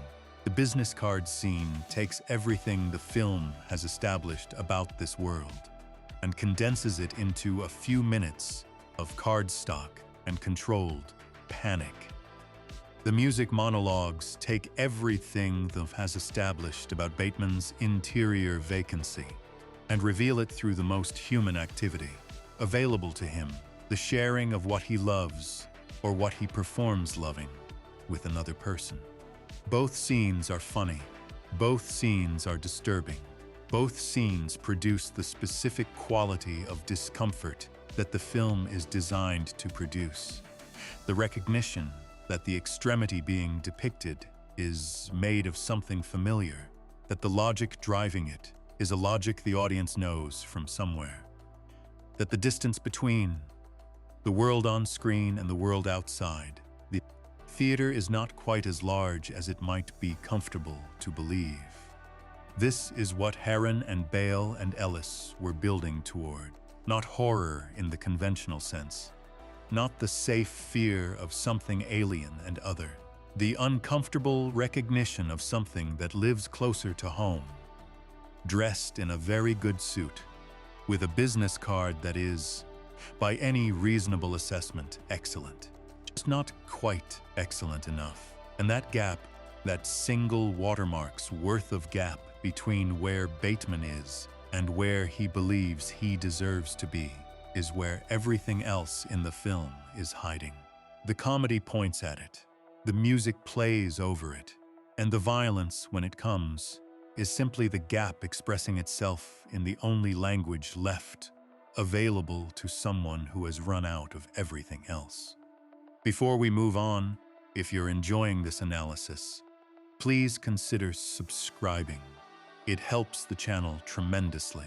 The business cards and the music monologues reveal a man reaching for connection with the only tools a hollow world gave him, and finding nothing on the other end. In the next section, we turn the lens around, away from Bateman and toward the audience watching him, and ask the question that the film has been quietly building toward the whole time. What does it mean that so many people found him recognizable? Section 8. The mirror we didn't want to look into. What Bateman reveals about his audience. Something happens when people watch American Psycho for the first time. Not during the violent sequences, though those produce their own complicated responses. Not during the horror, which is present enough to register even in a film that handles it as carefully as this one does. Something happens during the other parts. During the business card scene, and the morning routine, and the restaurant reservations, and the careful cataloging of what everyone in the room is wearing, and what that wearing means. Something happens during the parts that are supposed to be satire, the parts that are supposed to be at a safe, analytical distance from the audience watching them. People recognize it, not fully, not comfortably, not in a way most people would volunteer in a public conversation about the film, but in the specific way that makes laughter catch slightly in the throat, that produces the small interior flinch of someone who has just seen something they were not expecting to see in this particular mirror. The recognition is not of the violence or the psychology or the extreme endpoint of what Bateman represents. The recognition is of the texture of the world he moves through, the values, the logic, the specific shape of the anxieties driving the business card scene and the morning routine, and the need to have the right restaurant and the right suit and the right response to every social situation. That texture is familiar. That is the problem. That is the design. Ellis was writing about the 1980s, specifically and precisely. He was documenting a particular class of people in a particular city, in a particular decade, and the specificity is real and important, and the novel could not have been written without it. The cultural detail, the brand names and restaurant names, and the precise taxonomy of status signals operating in that world is not decoration. It is evidence. It is Ellis showing his work, demonstrating that he was inside the thing he was describing rather than looking at it from a comfortable distance. But the specificity of the setting does not contain the argument. What Ellis was documenting in the 1980s Wall Street world was not a phenomenon limited to that world or that decade. It was a tendency, a direction that consumer culture under certain conditions moves in, a process by which external markers of identity gradually replace internal ones, by which the performance of a self becomes more real and more important than any self underneath the performance. The 1980s were a particularly vivid and extreme instance of this tendency. They were not its only instance.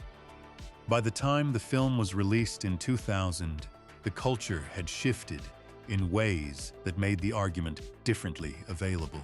The internet was beginning to reshape how people presented themselves and were seen by others. The mechanisms by which external validation was sought and received were expanding and accelerating. The distance between the world of the film and the world the audience was living in was already smaller than the period setting implied. By the time the film became the cultural touchstone it eventually became, cycling through streaming platforms and internet culture, and a generation of viewers who encountered it on laptops rather than in cinemas, that distance had closed almost entirely. The specific way the film entered internet culture deserves attention because it illuminates something important about what Bateman was doing to the audiences who found him there. The scenes that circulated most widely online were not the horror sequences. They were the comedy sequences, the business card scene, the morning routine. Bateman's reaction to being outclassed at the restaurant he could not get a reservation at. These scenes traveled because they were funny, because the absurdist precision of what they were depicting produced genuine laughter, and because that laughter was easy to share. But something happened in the sharing. The scenes traveled as memes, as reaction images, as shorthand for particular emotional states and social situations. Bateman's controlled panic at Alan's superior business card became a template for expressing the experience of being outperformed in a competitive situation. His morning routine became a reference for a certain kind of aspirational self-improvement discourse. The reactions, taken out of context, took on lives of their own. And in the taking out of context, something about the original framing got lost. The scenes were funny in the film because of the context around them, because the audience had been positioned to find the stakes recognizable, and then to register the recognition as disturbing. Stripped of that context, circulated as isolated clips, the scenes became simply funny. The discomfort did not travel with them. What did travel, and this is the important part, was the aesthetic, the look of it, the suits and the apartment and the precision and the controlled competence of a man who knows exactly what he wants and exactly how to present himself to the world. These things traveled intact. These things were reproducible and shareable, and, in certain circles, aspirational. The aspirational reading of Bateman requires sitting with, because it is not simply a misreading, though it is that. It is also a revelation about the audience doing the reading. To find Patrick Bateman aspirational, to look at him and see someone worth emulating rather than a satirical portrait of a man whose life is entirely hollow, requires a specific set of conditions.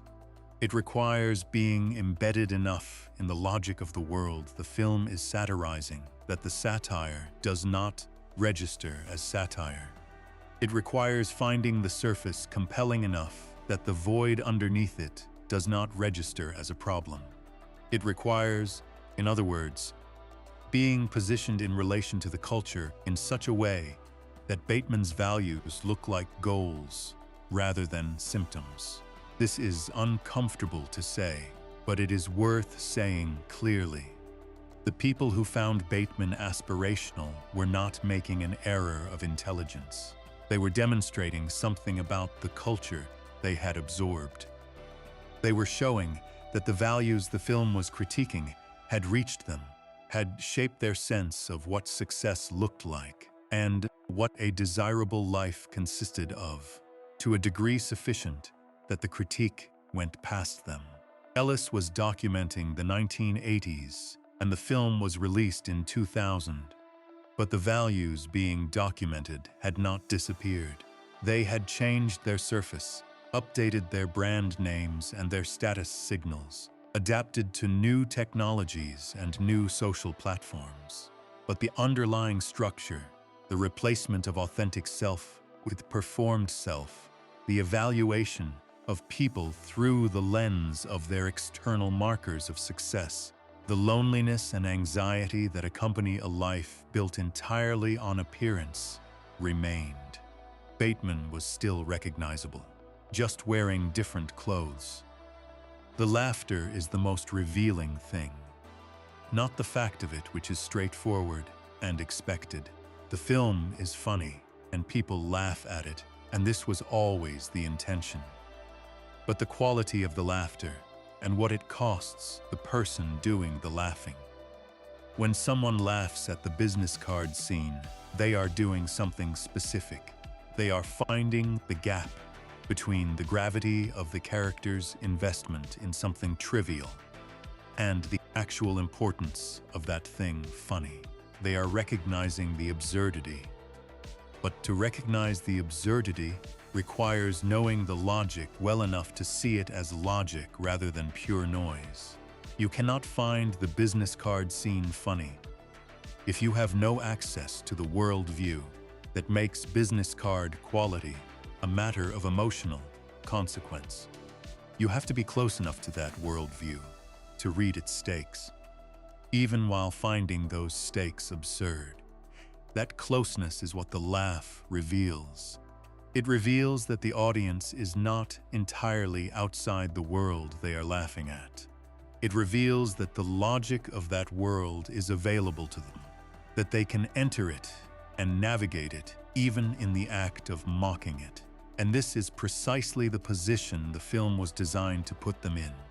Not outside, looking at something alien. Partially inside, laughing at something they recognize, and then sitting with what the recognition means. This is a more sophisticated form of discomfort than simple horror produces.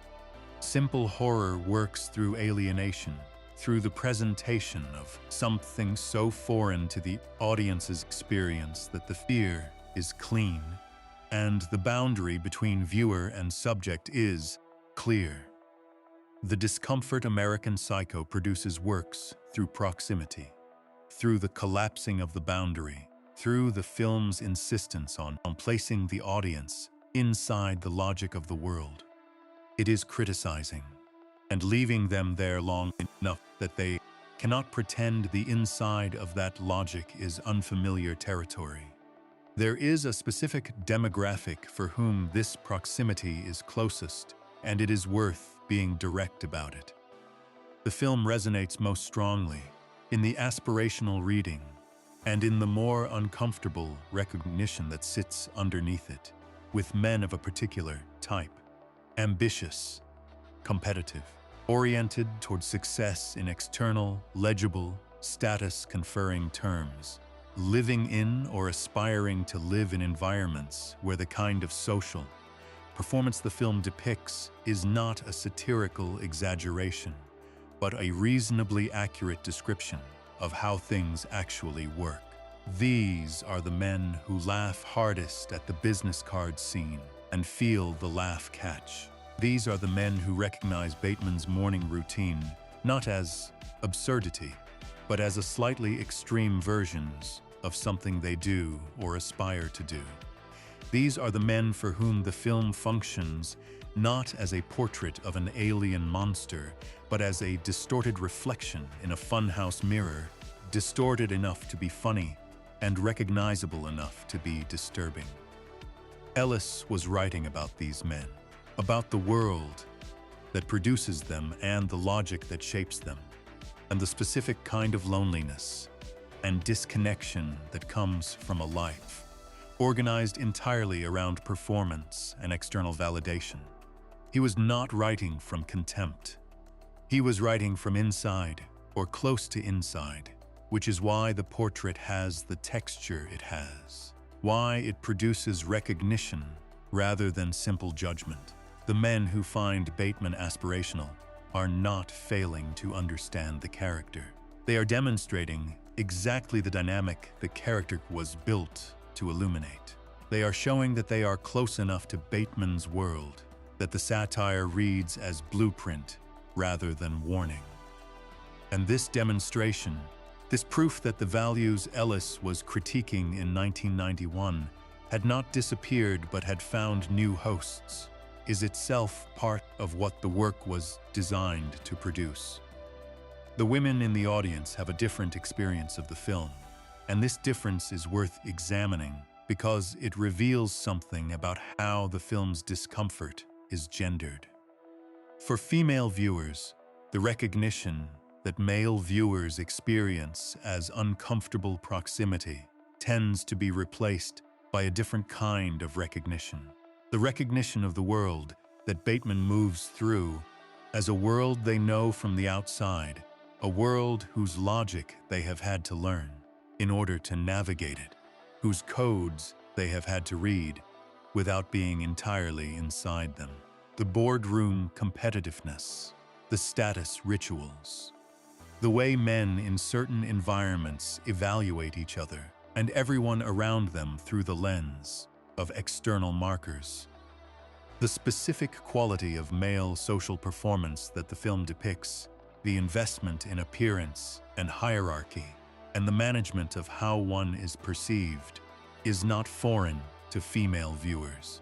It is a world that many women work inside, or adjacent to, or have to understand in order to function in environments shaped by it. What the film offers female viewers, then, is something slightly different from what it offers its male audience. Not the discomfort of recognition that shades into self-implication. More the experience of watching something they have long observed from outside be rendered visible in its full absurdity, held up to a light that shows its hollowness clearly. The business card scene for many female viewers is not uncomfortable, in the way it is uncomfortable for the male viewer who has felt something like what drives it. It is funny in a way that is closer to relief. The recognition of finally seeing something clearly articulated that has always been present but rarely made so visible. Harron understood this, and it shaped the film she made. Her perspective as a female filmmaker gave her the outside view on the world she was depicting, the ability to find it genuinely, completely absurd, rather than partially recognizable. The comedy in the film has the quality of someone who has always found these rituals absurd, finally having the opportunity to say so at full volume. And the horror in the film has the quality of someone who knows that absurd rituals can coexist with genuine danger, that the hollowness and the violence are not separate things, but different expressions of the same underlying condition. What Bateman reveals about his audience, finally, is not a single thing. It is different things for different viewers, and the film is sophisticated enough to have been built to produce these different revelations simultaneously. For the viewer who finds him aspirational, He reveals the depth of the culture's reach, the degree to which its values have been absorbed so completely that the satire of those values reads as celebration. For the viewer who laughs and feels the laugh catch, he reveals the proximity, the uncomfortable closeness between the world on screen and the logic they carry around in their ordinary lives. For the viewer who watches from a position of outside observation, he reveals the absurdity and the danger of the world he inhabits in a way that produces the particular satisfaction of finally seeing something clearly named. All of these responses were designed into the character. All of them are part of what Ellis was building. When he made a man who was nothing but surface, who embodied the values of his culture so completely that the embodiment became a kind of horror. The horror is not in Bateman. The horror is in the recognition. The horror is in the mirror. Ellis built the mirror. Harron gave it a face. Bale made the face compelling enough to look at. And the audience keeps coming back to it, decade after decade, because the mirror keeps showing something true. Something about the world. Something about ambition and appearance and the specific loneliness of a life organized around how it looks rather than what it is. Something, if the viewer is willing to stay with the discomfort long enough about themselves. Before we move on, if you're enjoying this analysis, please consider subscribing. It helps the channel tremendously. The mirror Bateman holds up shows different things to different people, but it always shows something true. In the next section, we look at what happened when the internet got hold of that mirror and decided it was an instruction manual, and at what the strange, ironic afterlife of Patrick Bateman as a cultural icon tells us about the world he was designed to critique. Section 9, the Sigma male problem. How the internet got it completely wrong. There is a version of Patrick Bateman that exists entirely online. He is not the Bateman of the novel, the hollow man narrating his own absence, the literary device Ellis built to hold up a mirror to a specific and disturbing cultural moment. He is not the Bateman of the film, the darkly comic portrait of performed masculinity that Harron and Bale constructed with such precision and such deliberate tonal care. He is something else, something that emerged from the internet's particular talent for extracting an image from its context and sending it out into the world stripped of everything that gave the image its meaning. This Bateman wears the suits. He has the morning routine. He has the bone-white business card and the Manhattan apartment and the jawline and the controlled, dead-eyed intensity that Bale built from watching Tom Cruise on a talk show. He has all of the surface. He has none of what the surface was designed to reveal. He is in the vocabulary that internet culture developed to describe him. A Sigma male, a lone wolf, a man who operates outside the conventional social hierarchy, not because he is broken or lost or hollow, but because he has transcended the need for ordinary human connection. A man whose discipline and control and refusal to be emotionally available are not symptoms of profound psychological damage, but markers of an enviable and aspirational way of being in the world. He is, in other words, everything the character was built to warn against, repackaged as everything the character was built to warn against, and offered to young men as a model for how to live. The Sigma male concept did not begin with Bateman, but it found in him its most visible and culturally available face. The taxonomy of male social archetypes, the alpha, the beta, the sigma, emerged from corners of internet culture concerned with questions of male hierarchy and masculine identity, circles that overlapped significantly with what became known broadly as the manosphere. the loosely connected network of online communities organized around a particular set of ideas about men, women, status, and power. The alpha male is the dominant figure, the man at the top of the conventional social hierarchy, the leader, the most attractive, the most successful in traditional masculine terms. The beta is the subordinate, the man who fails to achieve alpha status and is consequently diminished. These categories, crude and reductive as they are, had circulated in various forms for years. The sigma was a newer addition, and its emergence reveals something about the specific anxieties it was designed to address. The sigma male is in this taxonomy as powerful and as successful as the alpha, but outside the hierarchy rather than at its top. He does not compete for dominance. He does not need validation from others. He is entirely self-contained, self-directed, operating by his own rules in a world whose approval he does not seek and whose judgment does not reach him. This is, on its face, an appealing fantasy for a certain kind of young man.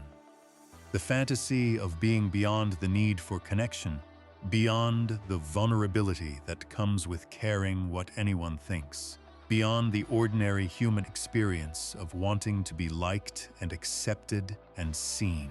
The fantasy of a self so complete and so sufficient that nothing outside it can threaten it. Patrick Bateman, in the visual language of still frames and short clips, stripped of narrative context, looked like this fantasy made flesh. The images that circulated were specific, and it is worth being specific about them. A still frame of Bale as Bateman, jaw set, eyes forward, expression controlled to the point of blankness. The morning routine clip, Bateman moving through his skincare regimen with the focused efficiency of someone who has optimized every element of his physical presentation. The business card scene, recut and recontextualized, so that Bateman's response to Alan's superior card read not as controlled panic but as cold, evaluating assessment. The workout sequences, the suits, the apartment. All of these images shared a visual quality that was entirely separable from their narrative context. They showed a man who looked a certain way, who moved through the world with a certain quality of controlled, purposeful, emotionally unavailable intensity, who appeared in the frozen image or the short clip to be entirely in command of himself and his environment. The memes built from these images attached them to text about discipline and self-improvement and the rejection of emotional need. Bateman's morning routine was reframed as aspirational self-care, rather than the satirical portrait of a man who has replaced interior life with exterior maintenance. His social detachment was reframed as admirable independence, rather than the symptom of profound psychological vacancy. His controlled affect was reframed as emotional strength rather than the absence of emotional capacity. The reframing required ignoring the film, not just specific scenes or specific moments of contextual information. The entire film, the tone, the comedy, the horror, the careful architecture of discomfort that Harron had spent years building, all of it had to be set aside in order for the reframing to work. And in the environment of short clips and still images and text overlays, setting it aside was not difficult. The context simply did not travel. Mary Harron's response to all of this has been consistent across interviews spanning several years, and it is worth quoting closely because it captures something important. She has said that she is always mystified by it, that she and Guinevere Turner never expected the film to be embraced by Wall Street bros, that this was not the intention, that she finds herself asking whether they failed, whether something in the film permitted a reading so far from what was intended that the failure of communication must belong partly to the filmmakers. And then she says something that cuts through the self-questioning. She says that Christian Bale is very clearly making fun of them, that the performance is unmistakably a performance of absurdity, that the comedy is not subtle, that a viewer paying attention to what the film is actually doing cannot miss the satirical intent. This is true, and the fact that it is true makes the misreading more interesting rather than less, because the misreading did not happen, because the satire was hidden or ambiguous or difficult to locate. It happened in the specific way that satire sometimes fails, not through any failure of the satire itself, but through the audience's prior commitment to the thing being satirized. When someone has absorbed the values the film is critiquing deeply enough, when the logic of status and performance and controlled affect has become genuinely their own, rather than something they observe from outside, the satire of those values does not land as satire. It lands as depiction. The film looks like it is showing them something to aspire to, because the thing it is actually doing, which is showing them the hollowness and horror of what they aspire to, is not available to them from inside the worldview they are bringing to it. Heron understood this when she compared it to people reading the Bible and deciding to commit violence, or reading The Catcher in the Rye and deciding to shoot someone. The text does not determine the reading. The reader brings a context that shapes what the text can mean for them. And sometimes that context is so powerful that it overrides the text's own intentions entirely. Ellis himself has spoken about the irony of the character's cultural afterlife. With a mixture of bemusement and something darker, he has pointed out that the novel was, among other things, a satire of exactly the kind of male identity that the internet has now attached to. Bateman as a positive model, the competitive status anxiety, the replacement of genuine feeling with performance, the obsession with physical presentation and external markers of success. These were the things he was critiquing. These were the symptoms he was diagnosing. The fact that the diagnosis has been mistaken for a prescription is, depending on the angle from which one looks at it, either a profound irony or a confirmation of the novel's deepest argument.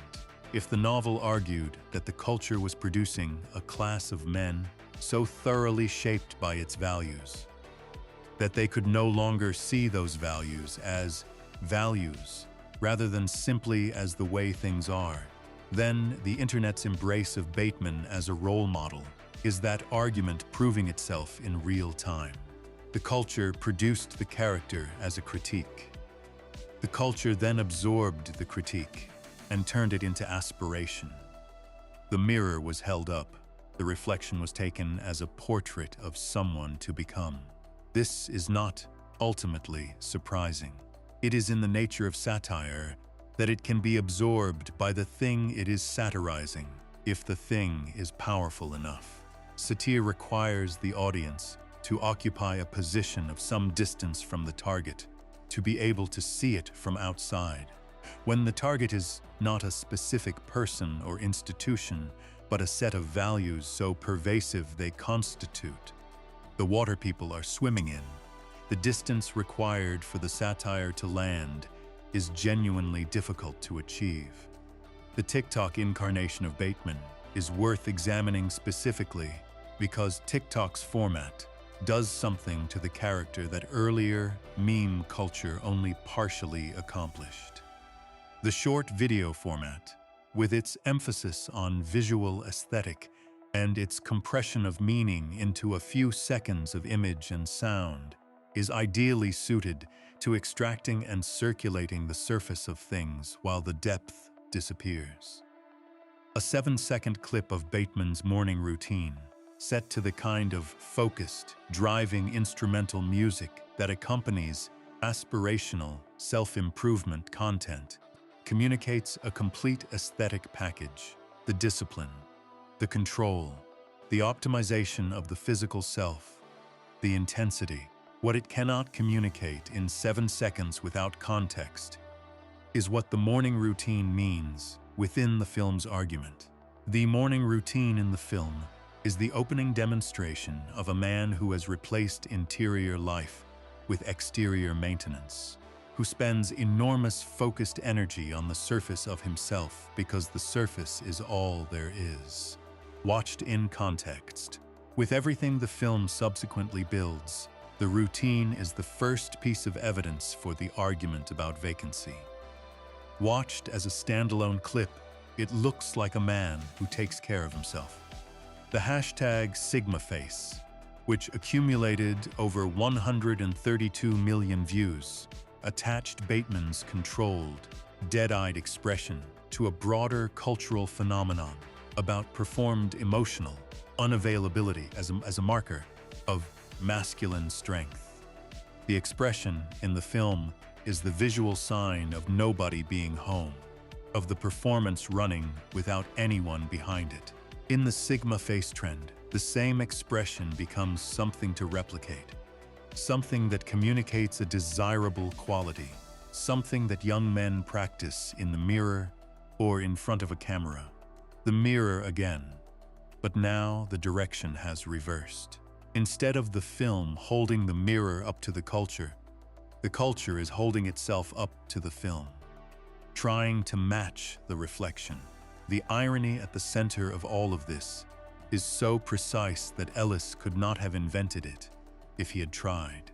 The character was designed to show that a certain kind of performed, emotionally unavailable, surface-obsessed masculinity is hollow, that the performance, taken to its logical extreme, produces not a powerful and admirable man, but a void wearing a suit, a vacancy so complete that the only authentic expression left available to it is violence. That the values driving the performance are not the values of strength, but the values of fear. The fear of being seen, of being known, of being found to contain less than the performance promises. And the internet looked at this and said, yes, that. We want to be that. Not because the internet is stupid, or the young men participating in Sigma male culture are stupid, but because the values the character was designed to critique are powerful enough, pervasive enough, and sufficiently reinforced by the actual conditions of the world these young men are navigating, that the critique reads as aspiration. The hollowness does not register as a warning because the culture has taught them to mistake hollowness for strength. The emotional unavailability does not register as damage because the culture has taught them to mistake unavailability for independence. The void does not register as the void because the culture has taught them to fill the void with the right aesthetic and call it a self. Bateman would recognize this. He would recognize it completely with that flat, precise, unemotional register he brings to everything. He might even feel something approaching.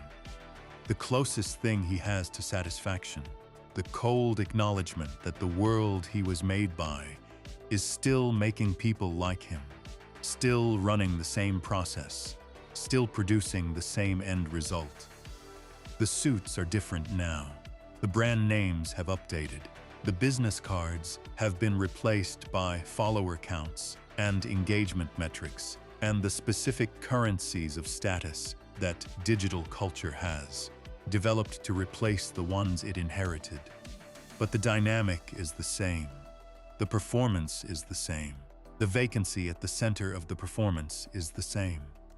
And the discomfort, for anyone willing to look at what the internet's embrace of Patrick Bateman actually reveals, is exactly the discomfort Ellis designed the character to produce. Not the discomfort of encountering something alien and monstrous, the discomfort of recognition, the discomfort of seeing the mirror and finding it pointed with uncomfortable precision at the world right now. Before we move on, if you're enjoying this analysis, please consider subscribing. It helps the channel tremendously. The internet took the mirror. Ellis built and mistook the reflection for a blueprint, which turns out to be its own kind of proof that the mirror was showing something true all along. In the final section, we pull back from all of it, from the novel and the film and the memes and the Sigma male trend, and ask the question the whole essay has been moving toward.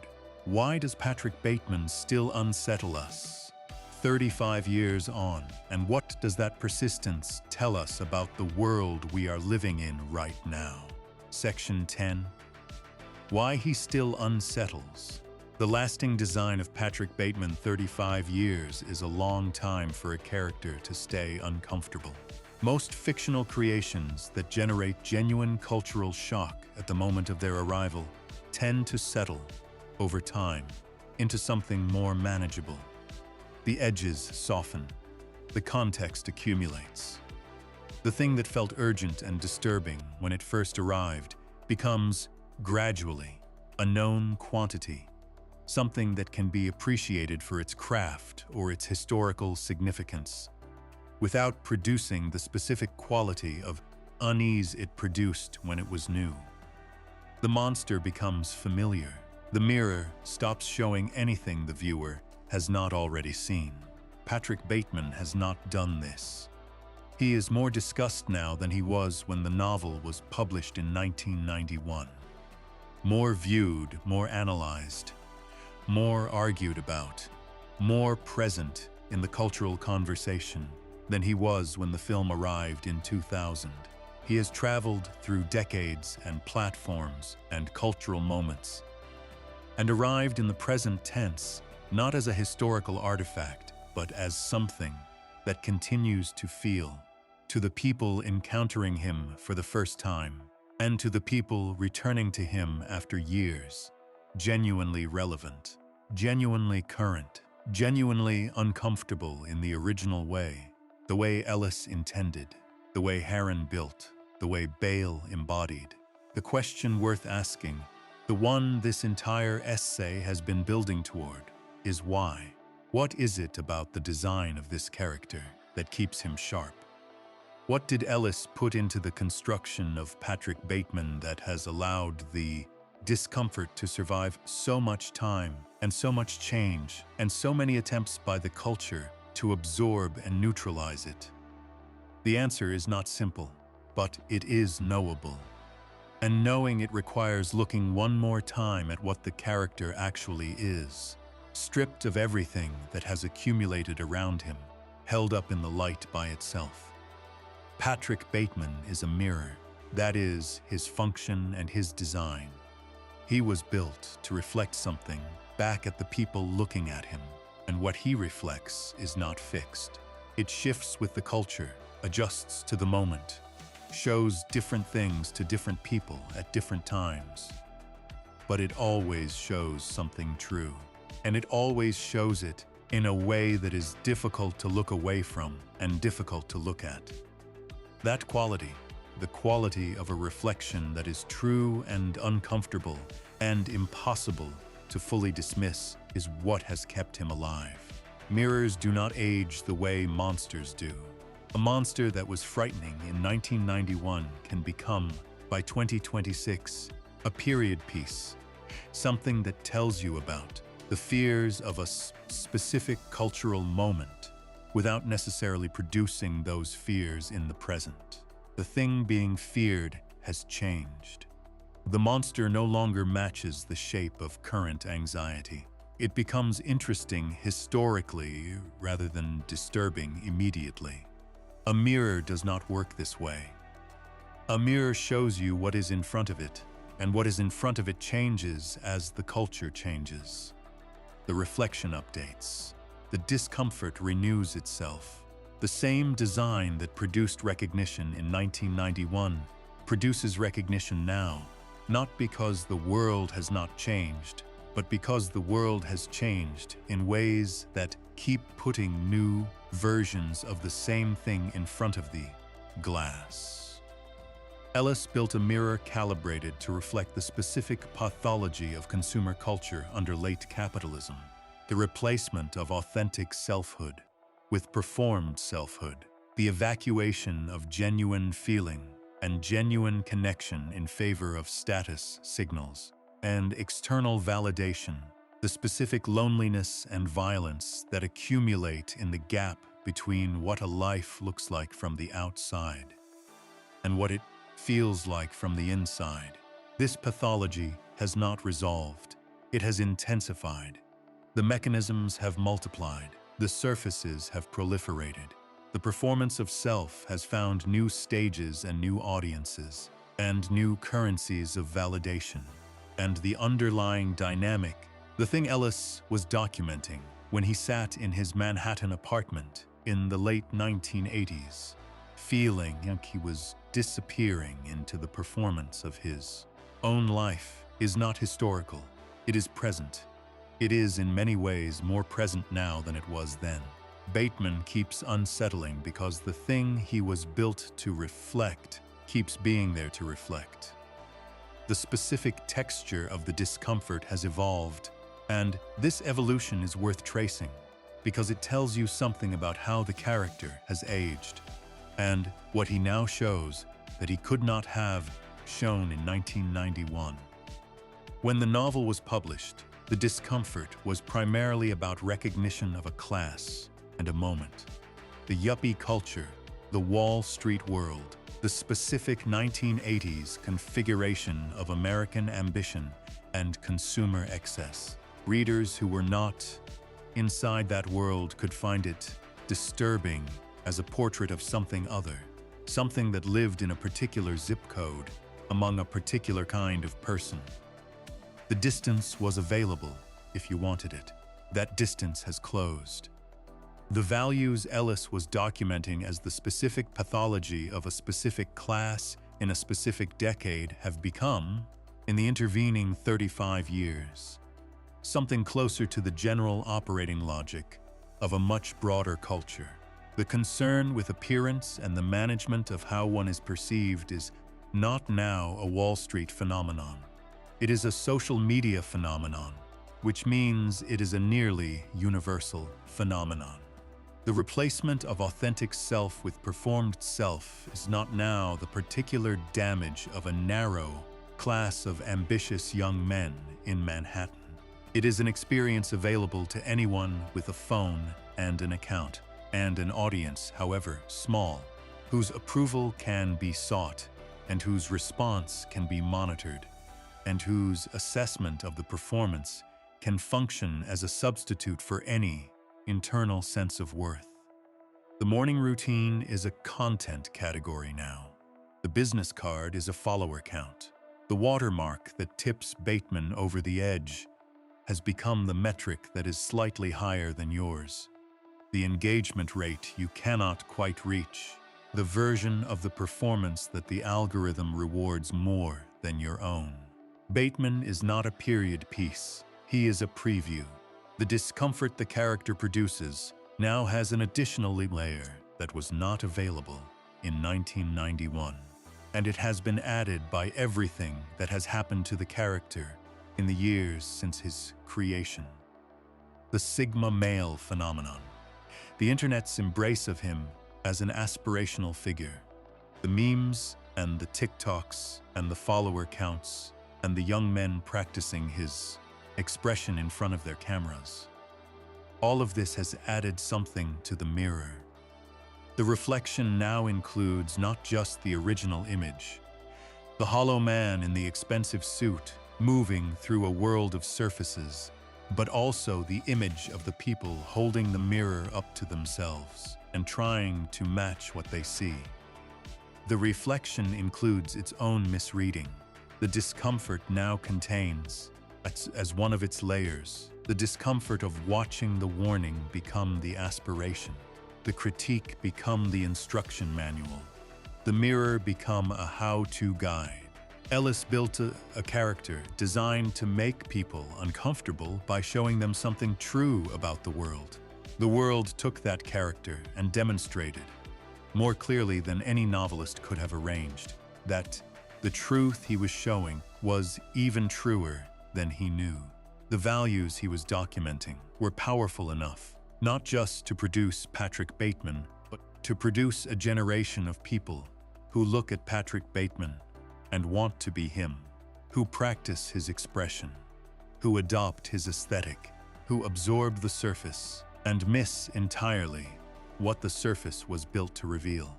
This is the deepest discomfort the character now produces, not the violence, not the vacancy, not the uncanny quality of a man performing humanity without feeling it.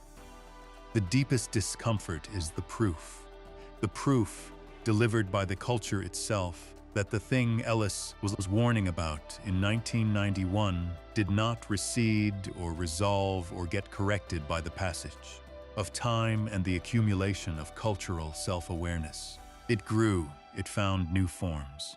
It colonized new platforms and new demographics and new modes of selfhood, and it kept producing the same result, the same replacement of genuine interior life with carefully maintained exterior, the same performance running in the place where a person was supposed to be. There is something personal worth saying here, something that emerged from spending this much time inside the character and the world he came from.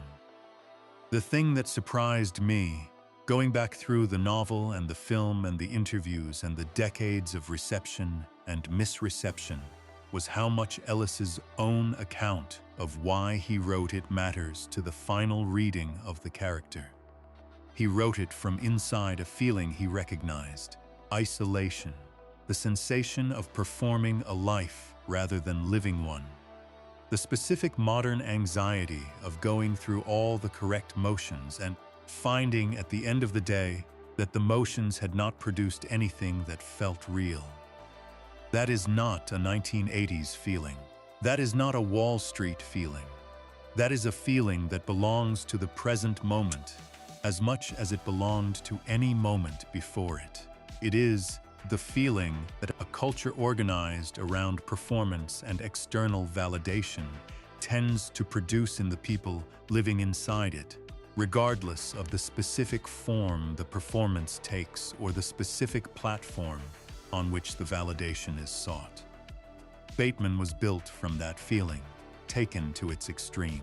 The extreme is the satire, but the feeling underneath the extreme is real, and it is familiar.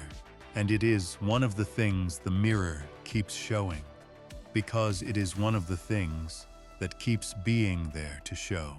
The character endures because the feeling endures. The discomfort persists because the source of the discomfort persists. Ellis held up a mirror in 1991, and the reflection has not stopped being true because the world in front of the mirror has not stopped being the world in front of the mirror. Patrick Bateman was designed to make people uncomfortable.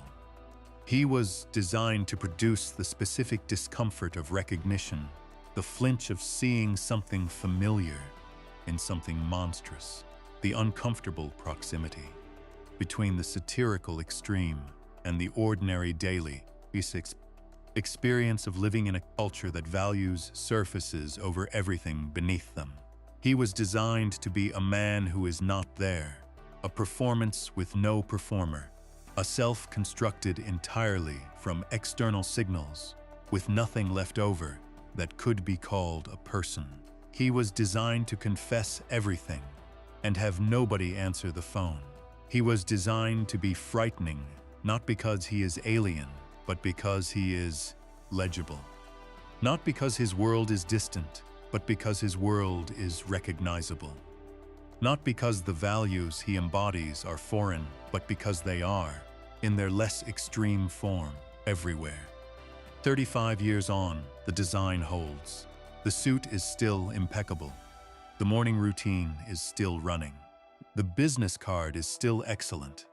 Almost the best in the room. Almost but not quite equal to the one held by the man sitting across the table, with the slightly superior watermark. And somewhere in that almost, in that gap between where Bateman is and where the performance was supposed to get him. The discomfort lives. It has always lived there.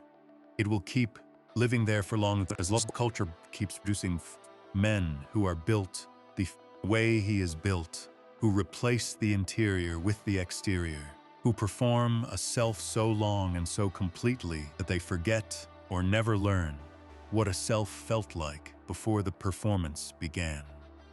If you enjoyed this video essay, make sure to subscribe and I'll see you in the next video.